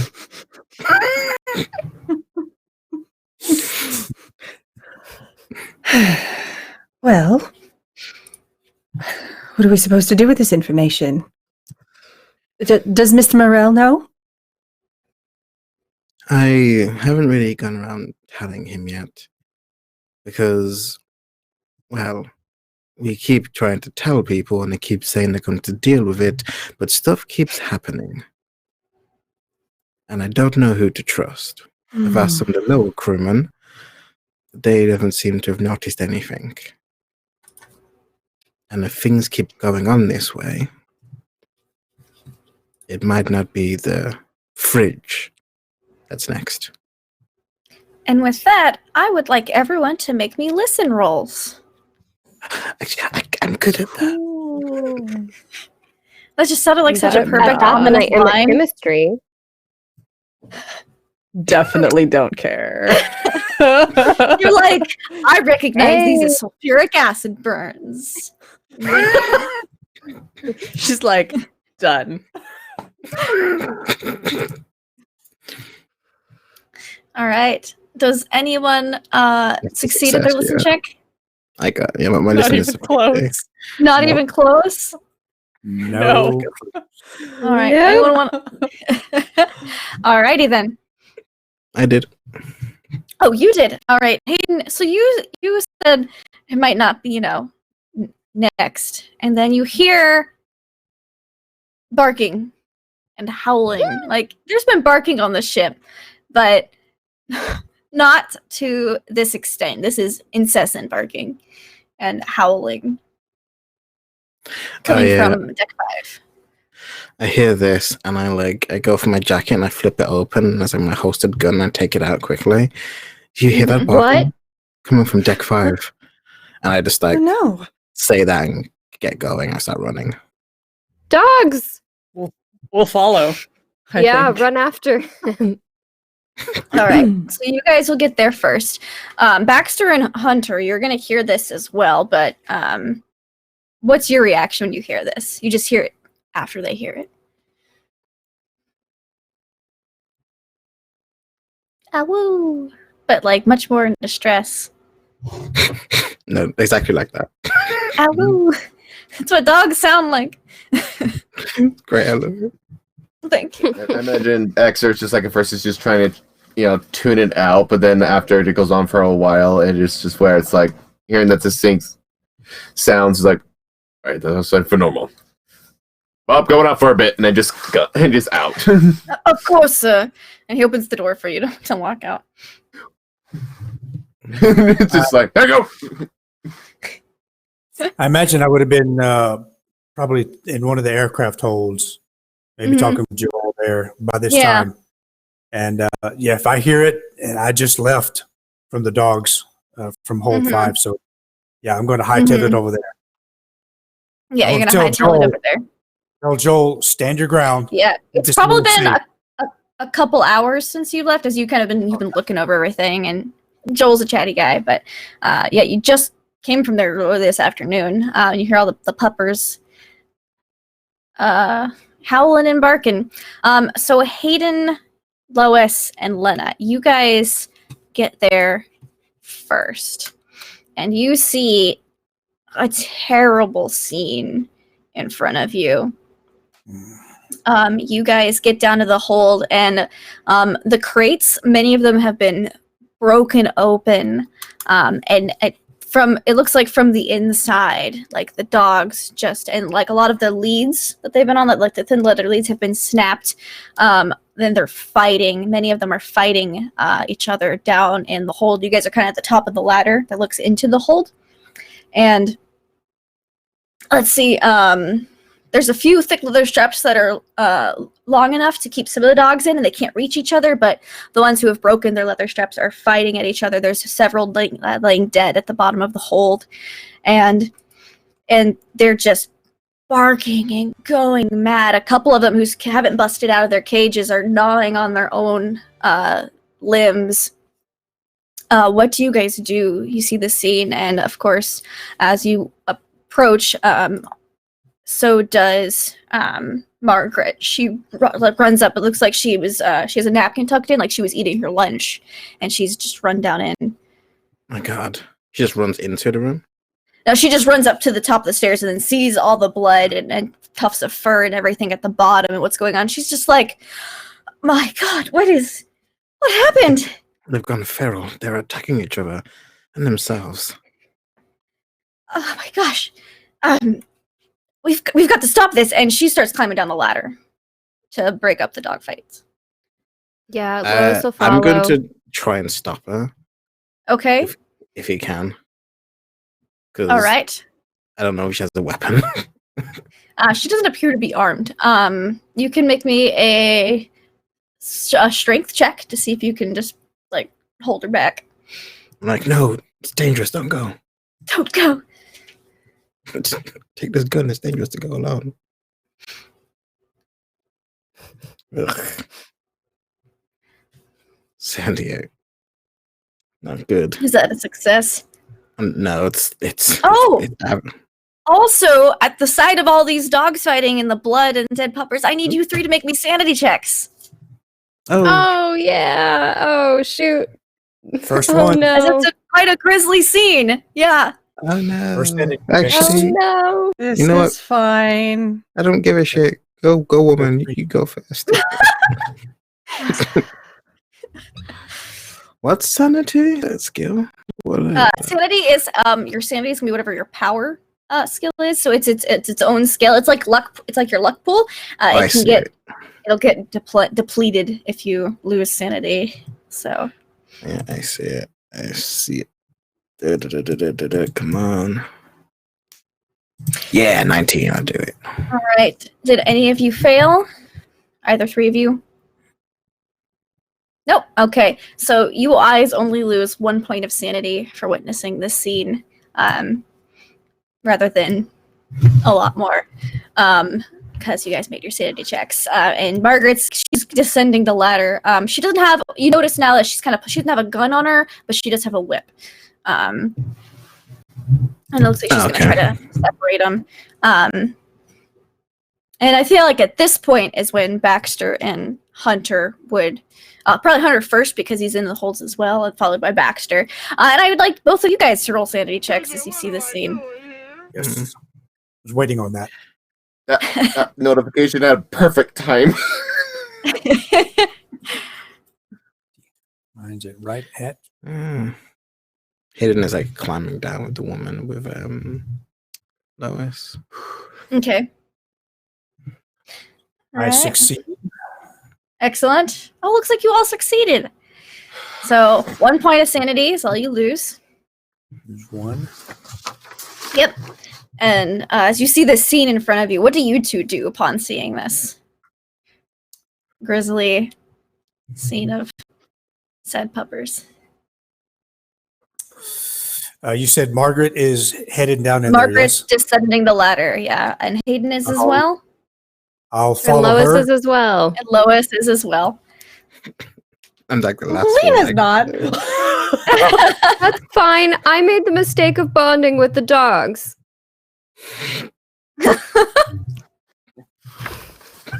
Yeah, I'll follow Margaret. And nope, knife in hand. Okay. I'll have my homemade knife in hand. Okay. And when she's going to the dogs, I'm going to circumvent the hold, check out Okay. crooks, crannies, shadow places. This is the only hold that's actually decently well lit due to the dogs being in here, and you don't see any person. Just a few things of food for the dogs, a couple crates, and just dogs and fur and blood, and and she's trying to like command the dogs, but they do not appear to be listening to her. Let's see. Yeah, a couple of them kind of, they hear like the snapping and the heal, and like a couple of them kind of just lay down, but they're not behaving still normally. A couple of them back off, but there's about 4 of them that are still fighting. It looks like those 4 they're probably gonna have to be put down as they start to kind of shift their attention from each other to you 4 entering the hold. I So fucking Hayden, you're shoot. shooting. Okay. Fucking Give shit, me since I a- see give that me a- like look. I'm like, Give me that fuck you. pistol roll. Not today, Papa. Not today. Not 15. today. 15. Yeah. No, 51. Sorry. That is still a. Let me just check. Where's my gun? Where's my shooty? Firearms handgun. Firearm handgun 60. Yes, I do it. Nice. Yeah, you succeed. And so with that, roll me D10 plus 2, because that's usually what a handgun is. Yes, it is. See, where's my D10? It is. Boop. All right. Full. So 6. So 6. All right. With 6, you're able to put the dog who's already injured out of its misery, and you're close enough that you could shoot a second time as well. Nice. Okay, cool. Yeah, because you have skill above 50 in handguns, so you're able to get 2 shots off instead of 1. Yeah. Awesome. That's 91. That's a fail. 91. Okay, so the second shot kind of goes wide. Lois, what do you do? As the remaining 3 dogs have kind of shifted their attention to the people coming down, they've got a crazed kind of look in their eyes. They're kind of shifting. Yeah, I was not really expecting that. And so I think I take a step back slowly, and I'm like trying to look back and forth between them and the other dogs that have healed. Mm-hmm. And I'm like kind of making eye contact with them, and like, but also like going back and forth. Give me trying to a keep spot an eye on hidden all of them. roll. Give me a spot hidden roll then.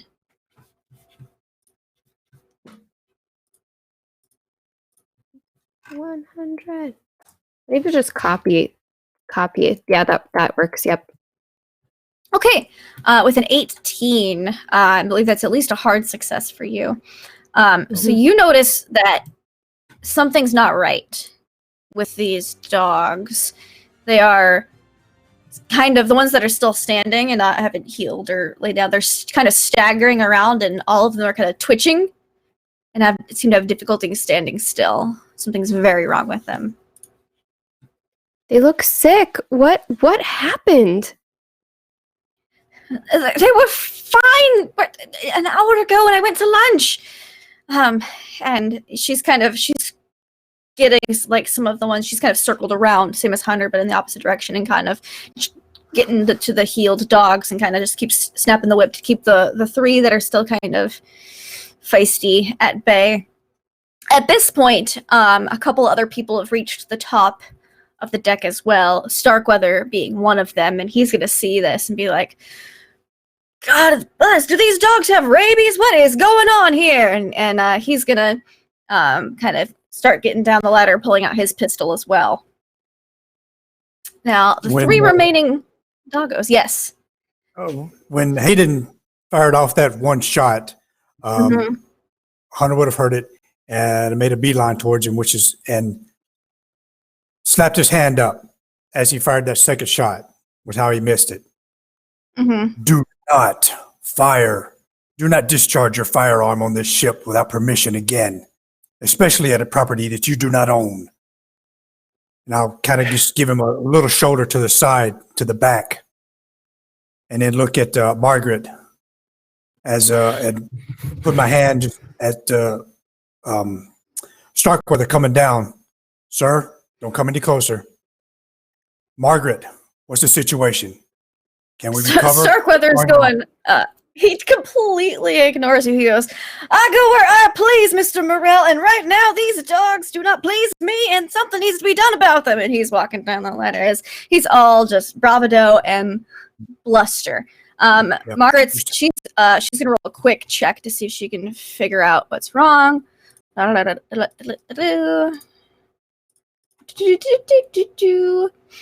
She goes, I think they've been drugged, poisoned.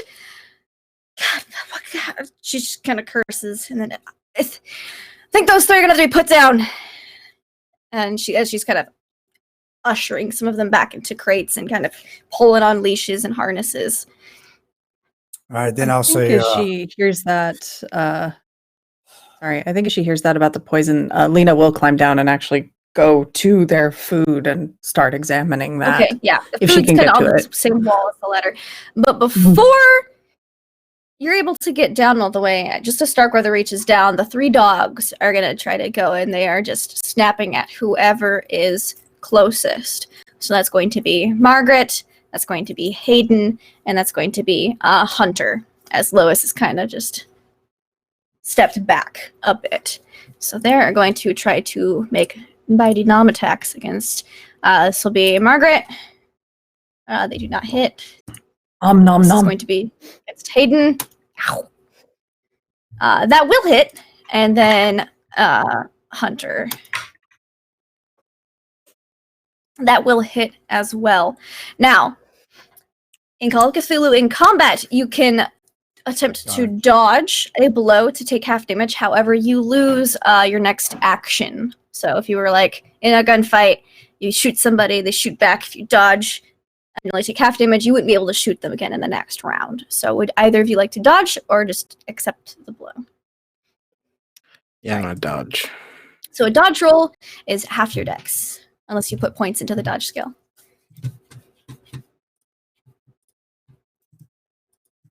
My dex is super amazing. Good. Okay, so that's 5, so I need to roll that.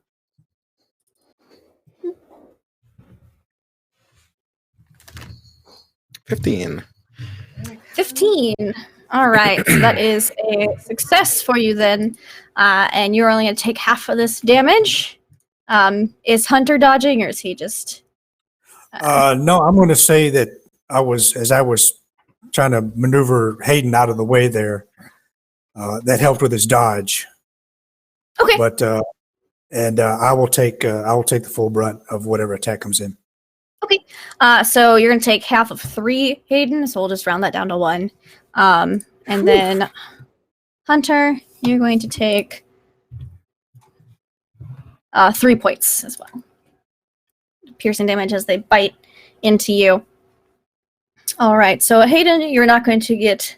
I mean, technically you'd still have movement, but the dog's got its jaws locked on your legs. You're kind of stuck in this spot for It now. was like scrambling. I wouldn't advise to move with that in your leg. What does everyone do on this one now that the dogs have gone? Starkweather is going to try to shoot one of the dogs. As this has gone on too much, he succeeds. Oop. And takes out a doggo. I don't think it rolled properly. There we go. All right. And then he's going to try to shoot again. Yep, and he'll succeed.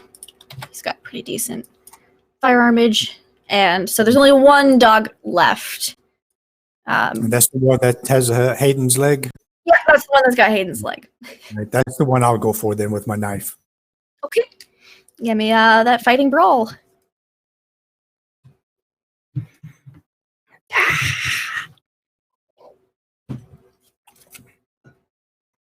He just stabs my leg. Never disarm a firearm. That's only if he rolls 100. If you roll 100, you stab Hayden in the leg. Ah, you're good. You rolled a 21. That's a hit. Yep. All That's right. a Roll hit. me the damage. Oh, wait. Damn it. I put my sheet down. There we go. It's all good. Okay, so this is... First combat. Yep, first combat. 4. Okay, D4 plus 2. And that is, boom, 4 2 total. plus 2. 4. All right. That's enough to take out the pupper that's on Hayden's leg. And you just hear, instead of the barking and howling that you did, it's more barking and whining as the violent, the aggressive dogs are no longer tearing at the other dogs and you guys. So Hayden's gonna like stand up, and he's just gonna like put the holster back in, and it's just gonna be like, "Don't you ever slap my hand up like that when I'm holding a firearm. You know how dangerous that is? I don't care about permission. Those are wild animals here. You want to talk about permission? Do your job and protect us. This thing's been following us since Landlock." I'm gonna shoulder check him and like climb up. I will make sure he climbs up. I will watch him as he climbs up, and then look at Starkweather. And then we're going to assess the damage down here. yeah, Starkweather's kind of just shaking his head and looking at the damage that's down here. Margaret is with the puppos. Yeah, what's Baxter and Lena do at the top of the ladder now that the aggressive animals are no longer being aggressive? Baxter was just basically staying behind, just at the as soon as gunshots went off, he was ready to be crowd control, like in case like anyone goes up, any curious Joes come by and just like who's ready for that now. Yeah, so if anything's going on, he's the one like managing, like making sure there's not a crowd and gets chaotic. Yeah, I think Lena probably was close enough because she was trying to get on her way down before all of that happened. And look at the food. So yeah, she probably saw like that exchange between Hunter and Hayden. Oh yeah, with definitely. No little bit of awkwardness and concern, but she lets Hayden go and heads on down there briefly to like look for Hunter first before diving in and trying to help. Mr. Morel, what exactly has happened here? Is there anything I can do to assist? If I had any idea what was happening, not a clue. All right. Well, Did you find anything in the food? I'm going to take a look at that right now, I think, and see if I can discover something. Give me a spot hidden check. All right.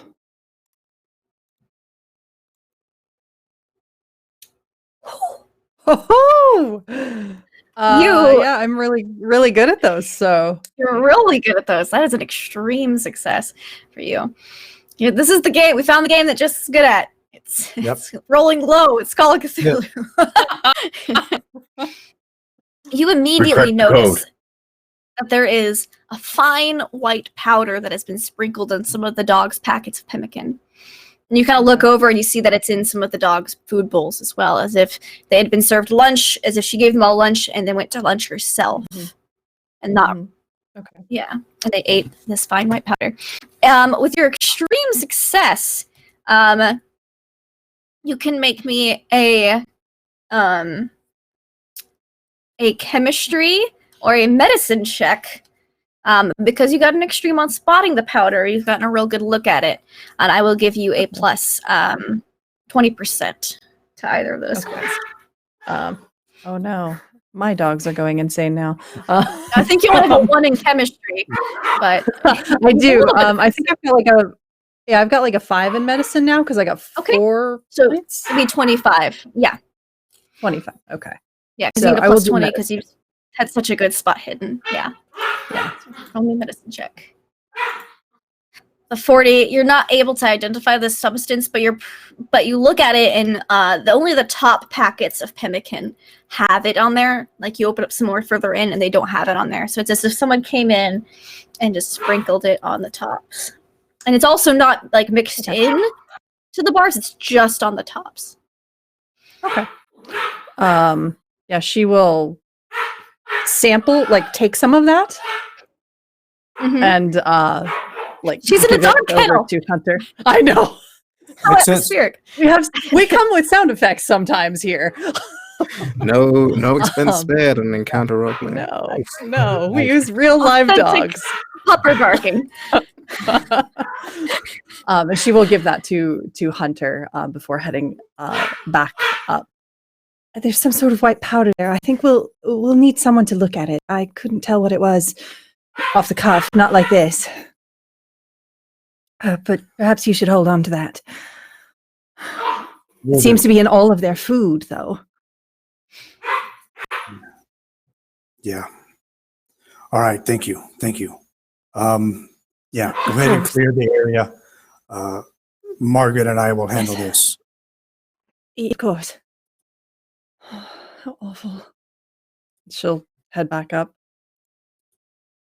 Okay. And we'll collect the dead dogs and Mhm. try to continue soothing the ones that need it. And Mhm. clean up Dr. the mess. Green is called in to see if he can help with the dogs and the medicine. He is going to make this check, and he doesn't do so great. But so he gives like an initial look through. He's like, "This is bad.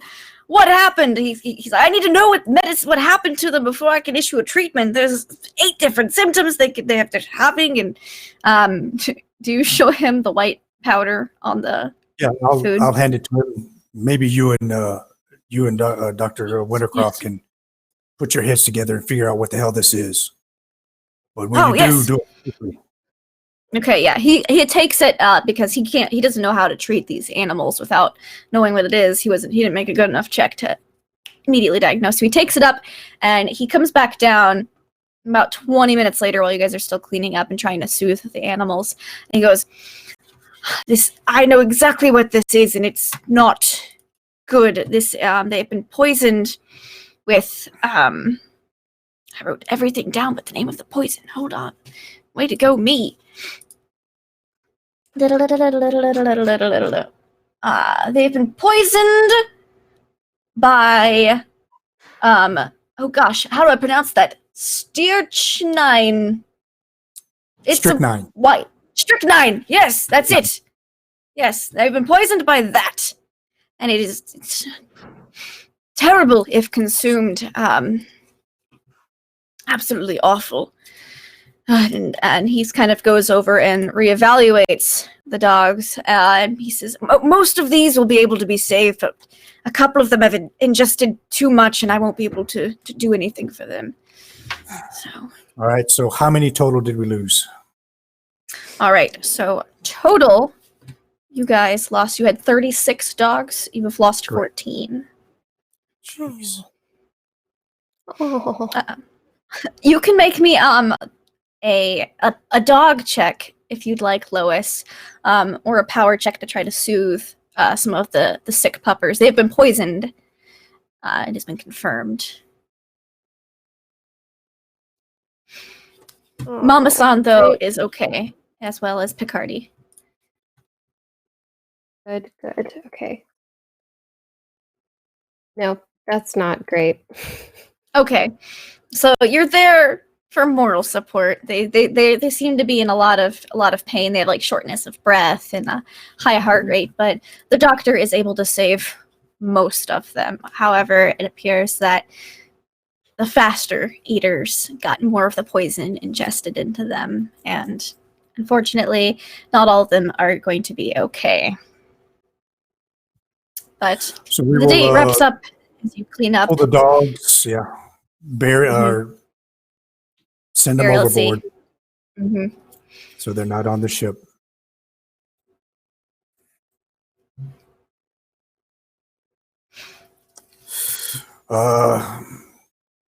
Let's get with Starkweather Moore in their suite, the room, and we need to come up with some kind of a plan immediately.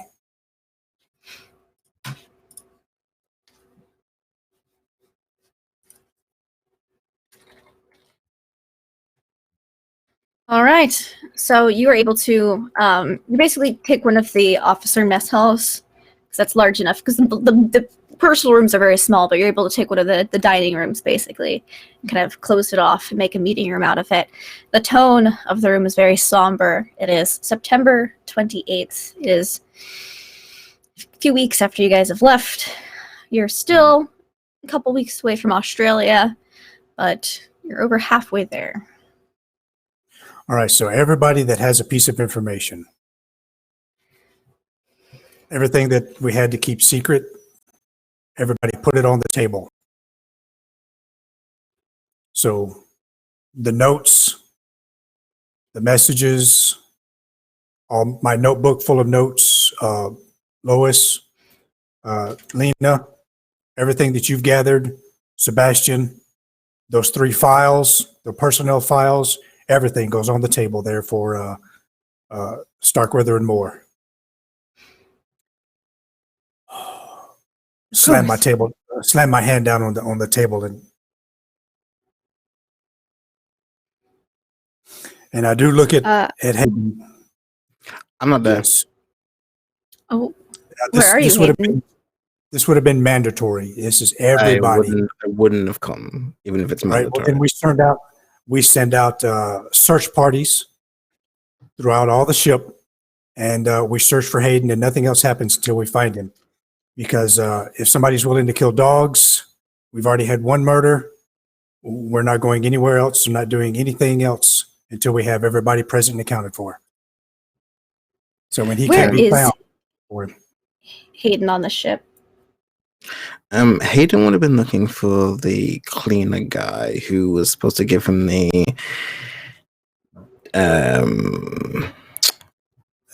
crew log. Yes. You would find him, and he would have it tucked in his pocket. He's like, "Oh, hey, I just haven't seen you, but I got this for you." And he gives you the crew manifest. Did you hear what happened? Yeah, I heard about it. And you see, he's got another mop and another bucket. Like it's a real thing down there, right? Just It's just that's everyone my keep your eyes open. third bucket. Who would poison the dogs? Like that's horrible.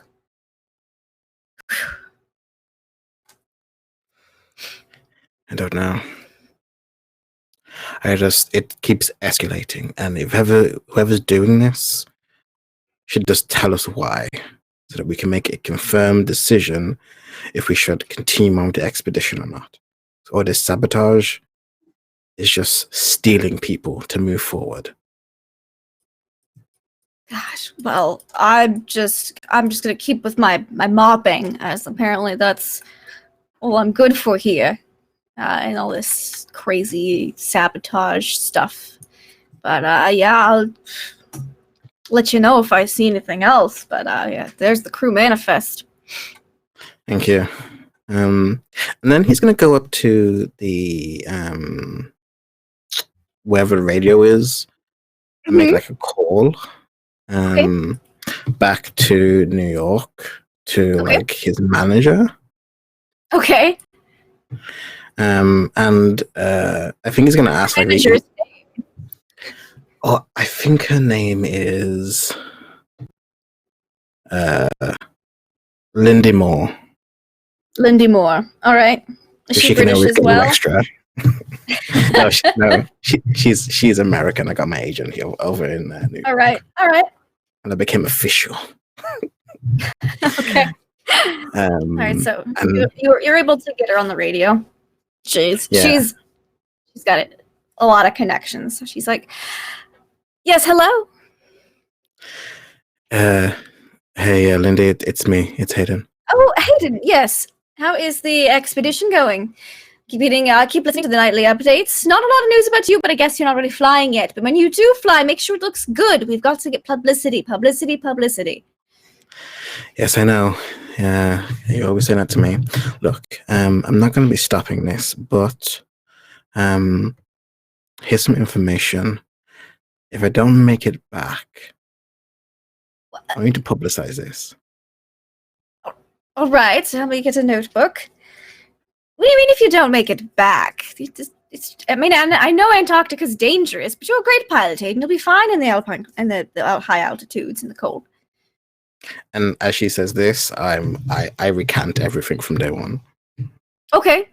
Yeah. So you're on the radio for a bit. Mm-hmm. It's like, well then, that is an awful lot. I have filled out 2 pages of notes in my notebook. Well, I will, and you don't want to, I recommend not publicizing this unless things go real bad. Just keep me updated, I guess. If it gets too bad, you can always hop off in Australia, although flying the Antarctica is quite nice. Quite good. Yeah, I know. My bad judgment is telling me to go, but just that daredevil in me, and seeing the hurricane again, I just want to fly towards it. All right. Well, you take care of yourself, all right? And you let me know if anything else goes on. I will. I'll be tuning in for the nightly updates. Keep my ear out. Stay safe. Bye. You as well. Hang up. Okay, yeah. So, when you get off the radio and you kind of like, there's like a small comms room. The other mess boy, Adam, is out there. He's like, so there's a meeting for members of the expedition. People are looking for you. Just thought I'd let you know. Right. Thanks. I'll head down there now. And he'll make his way casually. All right, yeah. So it doesn't take you long when you're like looking for him. You get news that he's just on the radio, like on a call with somebody. His manager apparently, because comms manager just loves to talk. But Probably within a half hour, within a half hour, he's down to the meeting room. Nonchalantly walks in. I'll make sure that we have everybody else gathered in then. And glad you could join us. Your input's going to be needed here. Of course. Team player. Well, you did have one thing right. Something should have been done beforehand. But now we're going to do something now. And so all the information is on the table. And I'm going to recommend with the doctors, with Sebastian's approval, that we pull the 3 people that we have the files on out and have a meeting with them all at the same time. With both doctors and Starkweather and Moore present. Mm-hmm. And then just grill. That's the only solid lead that we have right now. So we're going to start with that and we're going to hit it hard. And then while that's going on, everybody else needs to go through and pull out your equipment again, check it, double check it, and triple check it. I'm going to make sure that everything that we have is accounted for and recorded as what kind of condition it is now. Also going to coordinate with the captain and first mate and have them double and triple check all their sensitive areas on the ship and record what condition everything is in at this time. And then also if we can get a time on target for the next port in relation to how much food we have left. Do we need to speed up? Or are we good at a current speed? You know, that's something he'll have to address.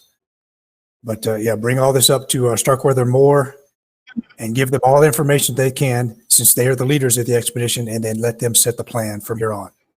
Mm-hmm. Starkweather's pacing as he's hearing what you have to tell, and Moore's just kind of sitting down in his chair and thinking, well, the fridge was sabotaged. The Huskies' food was sabotaged. Goodness. Well, no one was seen, really, in those areas, but who all had access to them, I feel, is the main question. We should pull those from the crew register. Mm-hmm. Yes, every one of those people should have had access to the food stores. More than likely, there was the stockmaster and one of the mess boys and the cook. She's kind of paging through her notes. One of the mess boys, all right. Yes. They all have access to the food in the refrigerator, all right. Well, we could speak with them, of course, on the matter. Hayden, you were the one who looked over the refrigerator, correct?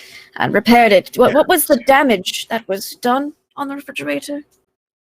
Oh, well, it was Lena here who figured it out. I just knew it was some kind of corrosive material. It was, what was it you said it was?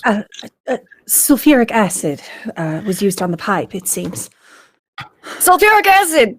Who in their right mind brings sulfuric acid onto an Antarctic expedition? Nobody! God bless, it ain't any of the supplies lists or anything. Is there some sort of practical use for that? I admit I'm not an expert. I was just able to identify it by some Not as market far as study. I know. That's some chemistry mumbo jumbo bullshit that people use that stuff for. It ain't nothing we use on expeditions. Voodoo. Science and shit. That chemistry mumbo Science. jumbo. Chemistry mumbo jumbo. We don't use none of that on our expeditions. I mean, I'm sure our lovely scientists use it. They're sciencing, but Well, it doesn't have a practical use for exploration and discovery, which was the primary objective of this expedition. No one should have that on board ship unless they brought it on personally. why would anyone do that? Except to sabotage. Exactly. Yes, it's been shadowing us So from what the then? beginning. Do we search everyone's belongings? I don't imagine that's going to go over well. Everybody. I hesitate to say it, but it is a morale issue. Well, Is I indeed. suppose I'll be the bad guy. Well, The crew are about to jump ship. I've been speaking with a number of them, and some of them have been talking about just leaving once we get to Australia or any dock. Leaving. It's that Why? bad. I mean, it's obvious, Hunter, and we've all been truthful, but I'm tired. I'm going to be the pilot. I'm going to be risking my lives and safeguarding everybody else's. But how about our benefactors start being more upfront? Everyone keeps talking about your expeditions failing. every expedition I have been on has been moderately successful. It's a Moderate very things common always- spin, and that works very well in marketing, Mr. Starkweather, but we need honesty right now. People's lives are at stake. Lives are always at stake in an expedition, but God bless, I have never seen this much Yes. sabotage in an expedition but before. Mr. In fact, I've Starkweather, we never have not even arrived at Antarctica. We've got to figure out who this saboteur is. Hayden, you would know that the crew has very quietly, you've just caught wind of this. Every time something goes wrong, they've been calling it, oh, things are just going stickers. Like, that's the new term for going downhill. I think Hayden absentmindedly just kind of says, everything's just going starkers indeed. Like, excuse me? What? What? Mr. Stewart, what was that you said? Look, I'm sorry, all right? I know I'm supposed to be chin and all that, but our lives are in danger. We've been stalked, harassed. There's been a murder before we left, The and a dogs. fire, and the dogs. Now, this goes Well- far beyond whatever rivalry you have, sir. This is our lives. The only thing I can think of would be Miss Lexington causing all of this. Good heavens, I just don't She's know. had problems too. I've spoken with her and her crew. Say she'd have problems. Oh, you spoke with her crew. Well, maybe she's just paying them a lot of money. I don't know. We got to find the saboteur. I am not against searching through crew members' belongings if you think maybe some of them's got some evidence on them, but it would lower morale if we could stage something. I have most of the crew up on deck. That would give y'all an opportunity to look through some things, especially if you have specific people in mind that might be responsible for some of this malarkey. Lois has been writing this whole time and like kind of half listening, but not really paying a lot of attention. She started crying earlier, but like didn't really notice it when things were going down with the dogs, and so like she kind of has that like dried tear stains on her cheek that she just hasn't washed off, and she like finally finishes her piece of paper and hands it over to Hunter across the way, and it just has like pretty much bullet points of all of the strange things that have happened, and then she wrote out the note that she received verbatim in its entirety as well on this sheet of paper.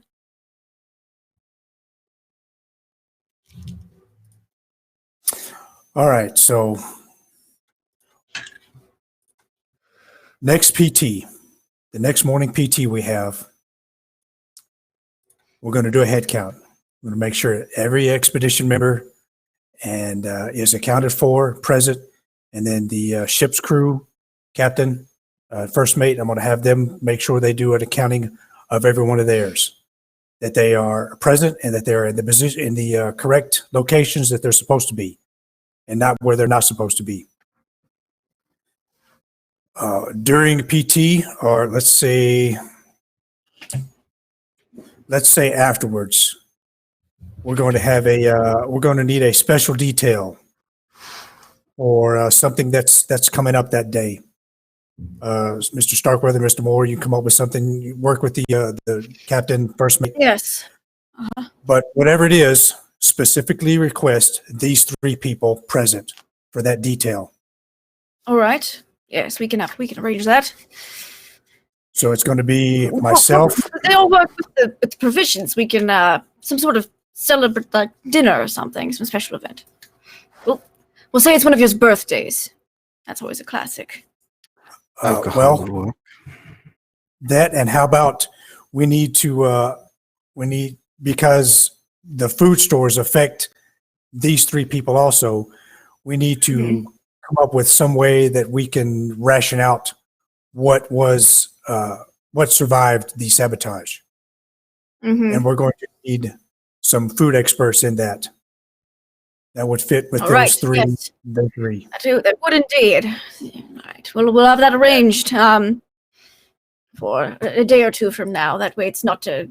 They all know we're having a meeting right now. We don't want to raise the saboteurs' hackles, so to say. Absolutely. I agree. So present that's going to be myself, Hayden, and Dr. Wintercroft. All right. And we're going to pull those 3 aside into, we'll figure out someplace, one of the holds or some small room we can get them in and get them cornered and make sure that they get questioned and interrogated properly. All right. Yes. And Starkweather kind of... While that's happening, everybody else needs to go through and check their equipment. All right. And while we're interrogating the whoever is suspicious, I as much as I hate to admit it, I do agree with Starkweather. We can't just go off of words alone. We need firm evidence. Correct. So so whatever belongings they brought aboard should be searched through. Agreed. Absolutely. Hayden? Yes. Does that sound like a plan? Yes. I mean, what more can we do, right? Let's see. I also have on the crew register, there was a couple of last-minute additions to the crew, 2 of them being a Bob Stoddard, I believe he's with you, Baxter, and a Francois Jean-Luc, replacement photographer. So if you wouldn't mind investigating those 2 as well. Just because they were last-minute additions, and we can't be too careful now. Now, were they quickly vetted when they come on board by the doctor or anybody? They were vetted mentally, and they were fine. But I just would feel better having both of them looked through as they were very last minute. Roger that. It will happen. Baxter, you take care of Bob. And maybe I know Lena has been helping the doctor a lot with what they've been doing. Yes. So I think we can conduct an examination. I've got some grasp of psychology myself. I And, have another addendum, actually. make sure the photographer pulls out all his equipment. Somebody needs to check all his equipment. Of course. I would suggest, I don't know about anyone else, but I think we should all be having some kind of weapon on us for protection. Just in case. Well, we already know you have one. I have mine. Starkweather and Moore have theirs. That's standard operating procedures. We have ours. I'm sure Margaret has hers. It's a big ship. I'm pretty sure the captain and first mate have at least a couple of smaller firearms. And we can issue flare guns out to the rest.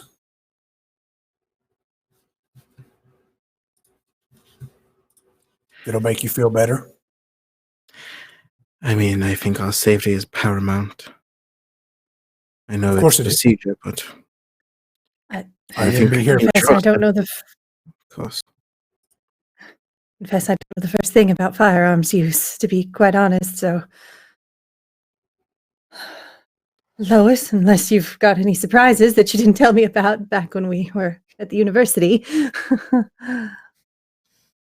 Oh, you're muted. You're muted. Cthulhu stole the voice.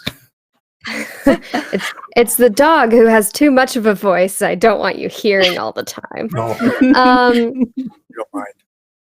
no, though at this point, part of me is wishing that I did. I can Is show there some like pointers.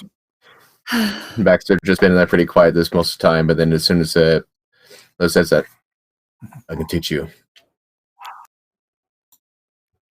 Of course.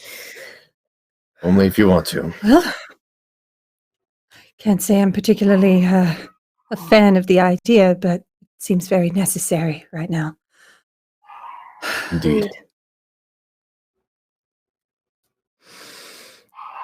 All right, so 2 days from now, 2 mornings. All right. Yep. 2 mornings from now. Any suggestions what we need to do in the meantime, sir? Do we need to increase guards?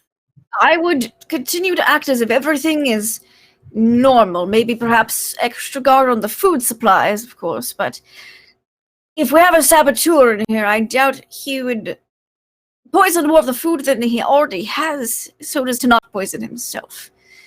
But I suppose maybe posting someone with the remaining dogs.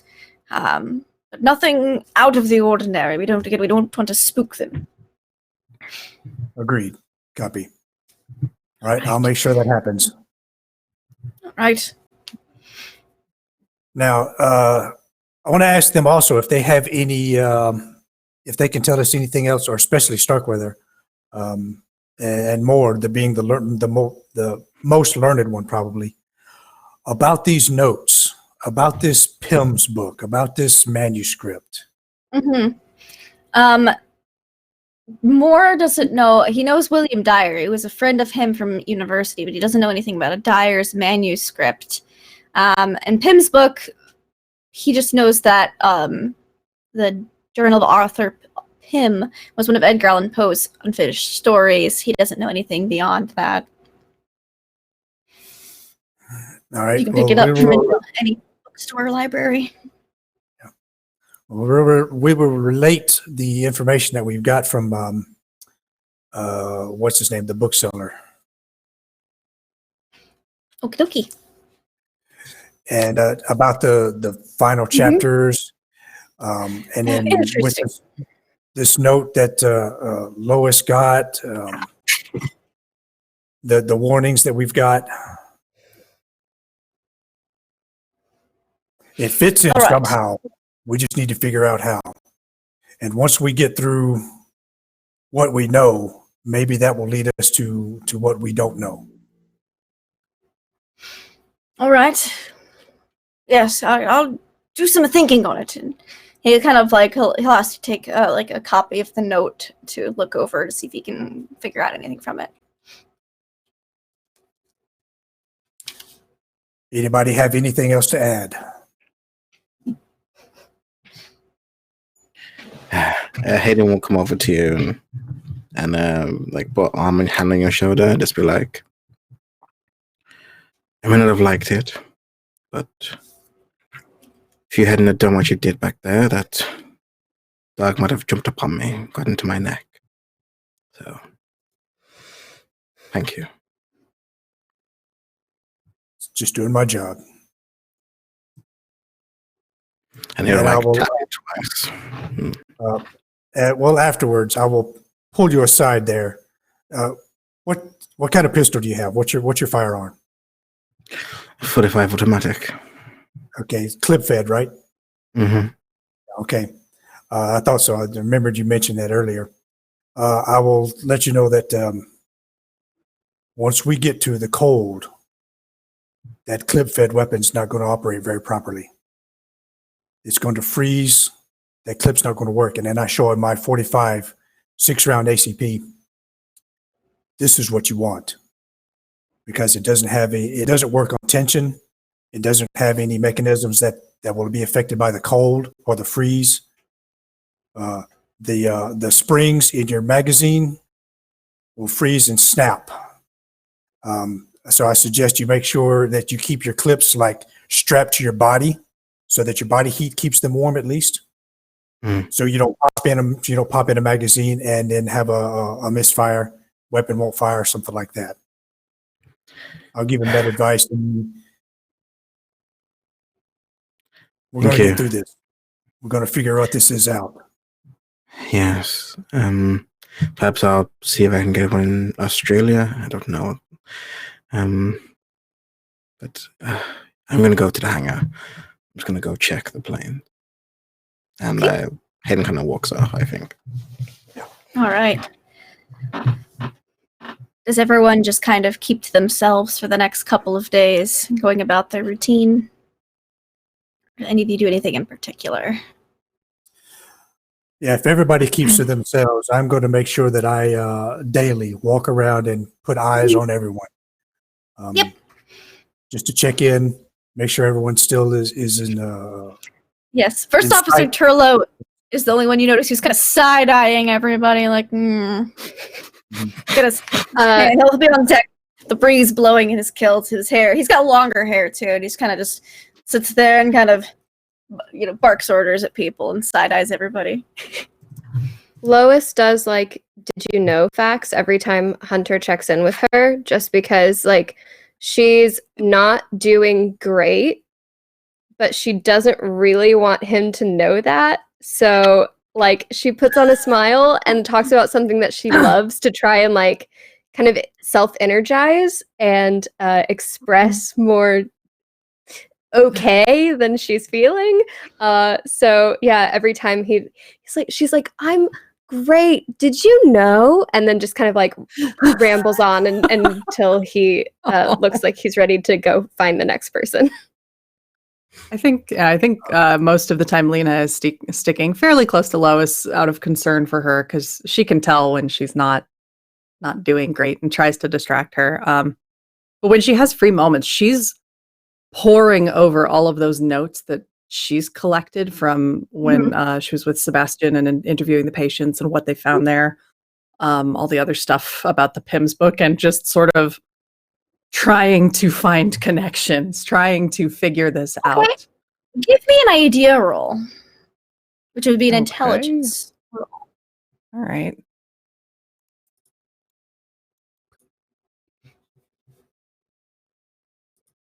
She's very smart, so 16. Excellent. Is that an extreme success or a hard success for you? I guess that would be extreme. Yeah, it's the lower of the two, right? In the list. Yep.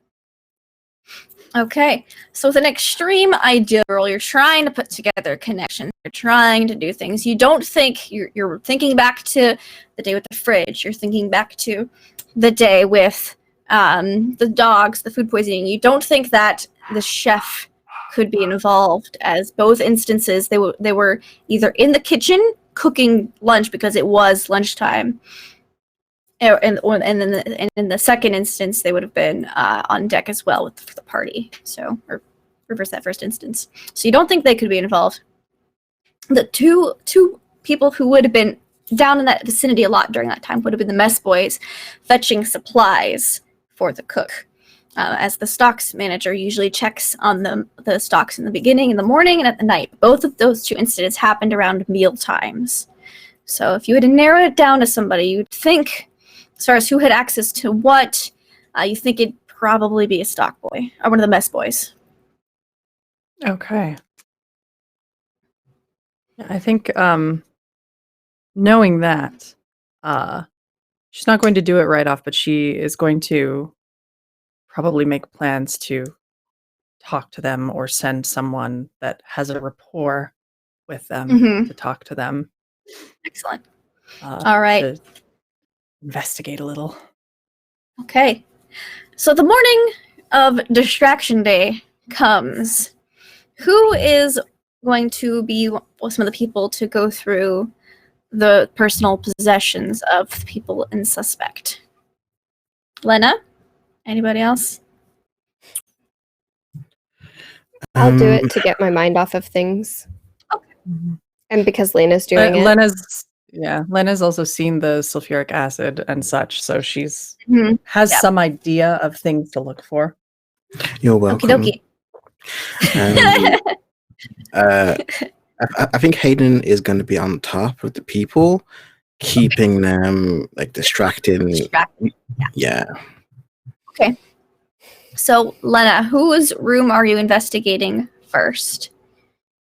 Well, I think with that thought of the mess boys being a possibility, a very distinct possibility, she's going to look through their stuff.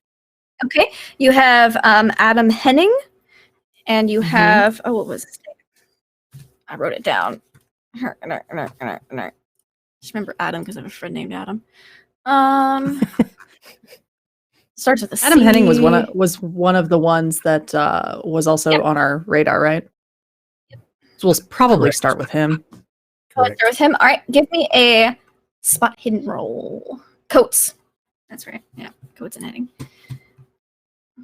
Give me a spot hidden roll. Look through his Curses. Yeah. Are we each checking Makes different places, or? He's got like a mess bag and like a suitcase. So, like a little locker at the bottom of his bed.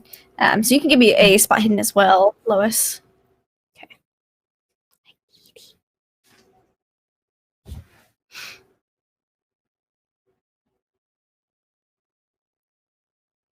58. Yep, that passes. Okay. So with a 58, Lois, you spot it first. So you're looking through the stuff. Lena, you find looking through his possessions. You see that there is a very folded and unfolded copy of Starkweather's original expedition announcement.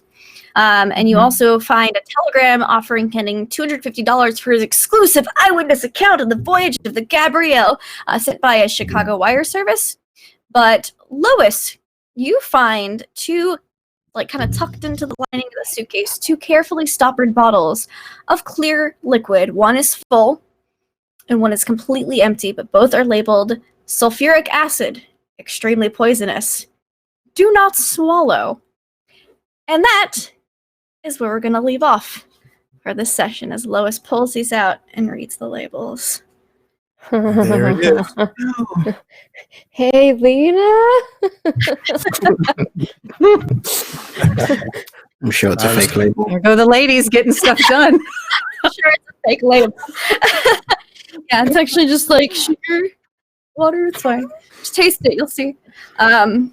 Yes. So that was Beyond the Mountain of Madness, episode 4. You guys got a lot of investigating done. A lot of stuff happened, and much, much more to continue on. As you guys are probably only about a week or two away from Melbourne. So we're going to go around, say who we are, where we can find you guys on the internet, and what your favorite moment from today was. Sebastian, You can find him at Hollowtail online, and his favorite moment was the penguin pranking.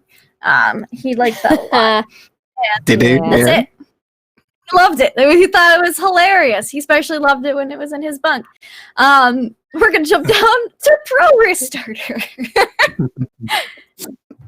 Yeah, hey, I'm Pro Restarter. Super good session. Hayden is definitely becoming more stressful and turning from that kind of like happy-go-lucky kind of person. And my my favorite bit was just that unnecessary shade. that just boom. I was like, what? Unnecessary. Great. I love it. I love it. Give me all the drama. But yeah, you can find me on Twitch, Twitter, YouTube, and Instagram, all under the same name. I do a hell of a lot. It's all pinned there. You can catch me here on Saturday at 8 p.m. EST, playing Unrestful Hearts, playing my anime Night Boy. Hey, Yeah. lovely. Little Cup of Joe. Hey, yes, indeed. Gosh, favorite moment tonight. Man, the prank penguin thing seems so far away already. I know. So true. That was just the beginning of the episode. That was good, but also just in general, the interactions are under pressure now, and it's getting very interesting to see how everyone starts to behave with all this stuff going on. So I'm Little Cup of Joe. I stream on Twitch, and I do a bunch of yelling about TTRPGs on Twitter. You will also be able to find me here again on Saturday, along with Pro, very soon. I will be joining, and it'll be dramatic, probably, I assume. As well as several other things. Just look for me on Twitter and find the pinned tweet, because there's too many things. Fantastic. Definitely check her out. And next we move on to Jim Marino. Hello, everyone. Jim Marino, Jim Mergen Online. Been a freelance geek contributor, content creator since 2003. You can see my stuff on Geek and Sundry through my Patreon, my Twitch, my YouTube. Just love creating that kind of stuff and playing games and associating and geeking out with people like I'm playing with here today. Yeah, the drama's starting to turn up, and that's getting very interesting. Yeah, I like where this is going. Excellent. The drama, so much drama. There might be a drama llama even if it goes on for long enough. But I don't have a segue from llamas. Crumpler. I like that. I'll run on. Speaking of Indeed, be 64 careful. llamas, Hey, there we go. Beautiful. Good. I'm not 64 llamas. I'm Crumpler64. You can find me on Twitter, Twitch, Instagram, all by the name Crumpler64. You'll find me there. Majority of the time, you'll find me on Sunday nights where I am DMing my all-girl campaign as they are going to Curse of Strahd. They are getting so close to the finale. In terms of favorite moment, it is a tie between two moments. One, Baxter finally interacting with Bob, and just that just severe awkwardness, and two, the confrontation between Hayden and Hunter. That was it just where it's just like role play delight, and it's just like pure conflict at its best. So points to you guys for that.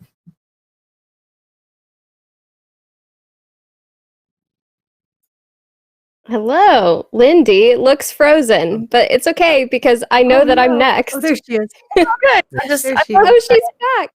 heard it interacted with Bob, and then the world went. So obviously, worry. the eldritch powers of Bob. I mean, what are at work?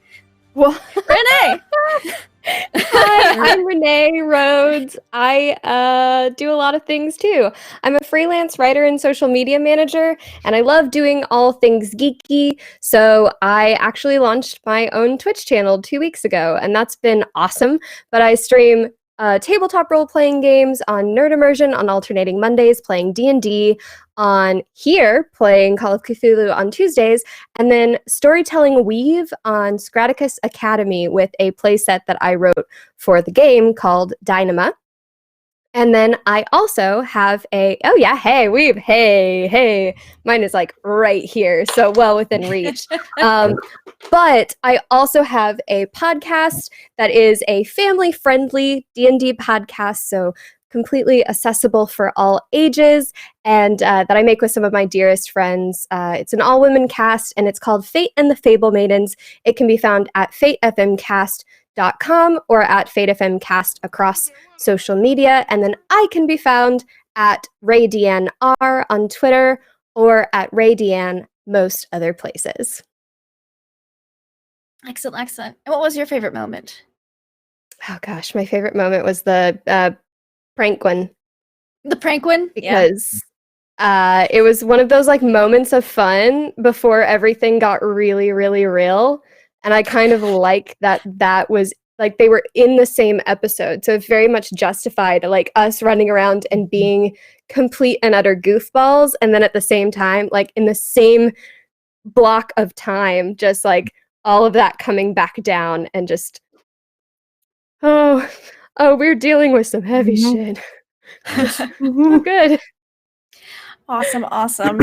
Well, hi, I'm Laugh Love Lindy. I was the keeper of arcane lore for today and, maker of machinations and madness. But I had so much fun. I got to drop some of the heavy saboteur stuff today, which was a lot of fun for you guys to find out. I'm sure it was nothing but fun times for everybody. And you all can't wait for more, because we're getting to Antarctica soon, very, very soon. I had dreams of Antarctica last night. Like, that's how invested I am in this. So they weren't necessarily related to this campaign, but they were very heavily influenced, let's just say. But my favorite part, I really liked to see how everyone reacted to all the heavy stuff that's going on. It's unique to see because I know it's only going to get worse from here. And so I'm waiting to see how everyone coping mechanisms come up as everyone's kind of just now starting to develop that in character. I'm really excited about that. And the prank one. I like the prank one a lot. So can't wait for maybe more of that. Maybe we'll have to have some more prank one action in Australia. But just the two of them holding the penguin and running through the hall with it. yes. Loved it. It was beautiful. Yes. But you can find me online at Laugh Love Lindy on the Twitches and the Twitters, where I'm in about a dozen My or copy so of Kingdom tabletop Hearts 3 got RPGs. here. Thought so. Yay! That's what I was thinking. Excellent. Well, That's what I was we're thinking never going to too. see Renee again. Never gonna. For how She long got is the eaten by the game? Franklin. The other Elder Tor has appeared. Yeah. So if you like spooky stuff, you should definitely check out my channel in an hour where I will be DMing Mists of Ravenloft and also just a bunch of other stuff throughout the week. If you like more of Call of Cthulhu specifically, come back here on Wednesday where I get to be tormented as a player. And we left off in a real bad spot last week. And I might have I don't know. We'll see. We'll see if I make it. Till then, thank you guys so much for hanging out and watching. World Tree Burns is going to be on in just a few minutes. But in the meantime, I hope everyone has a fantastical, perfectly wonderful day. Bye. Right.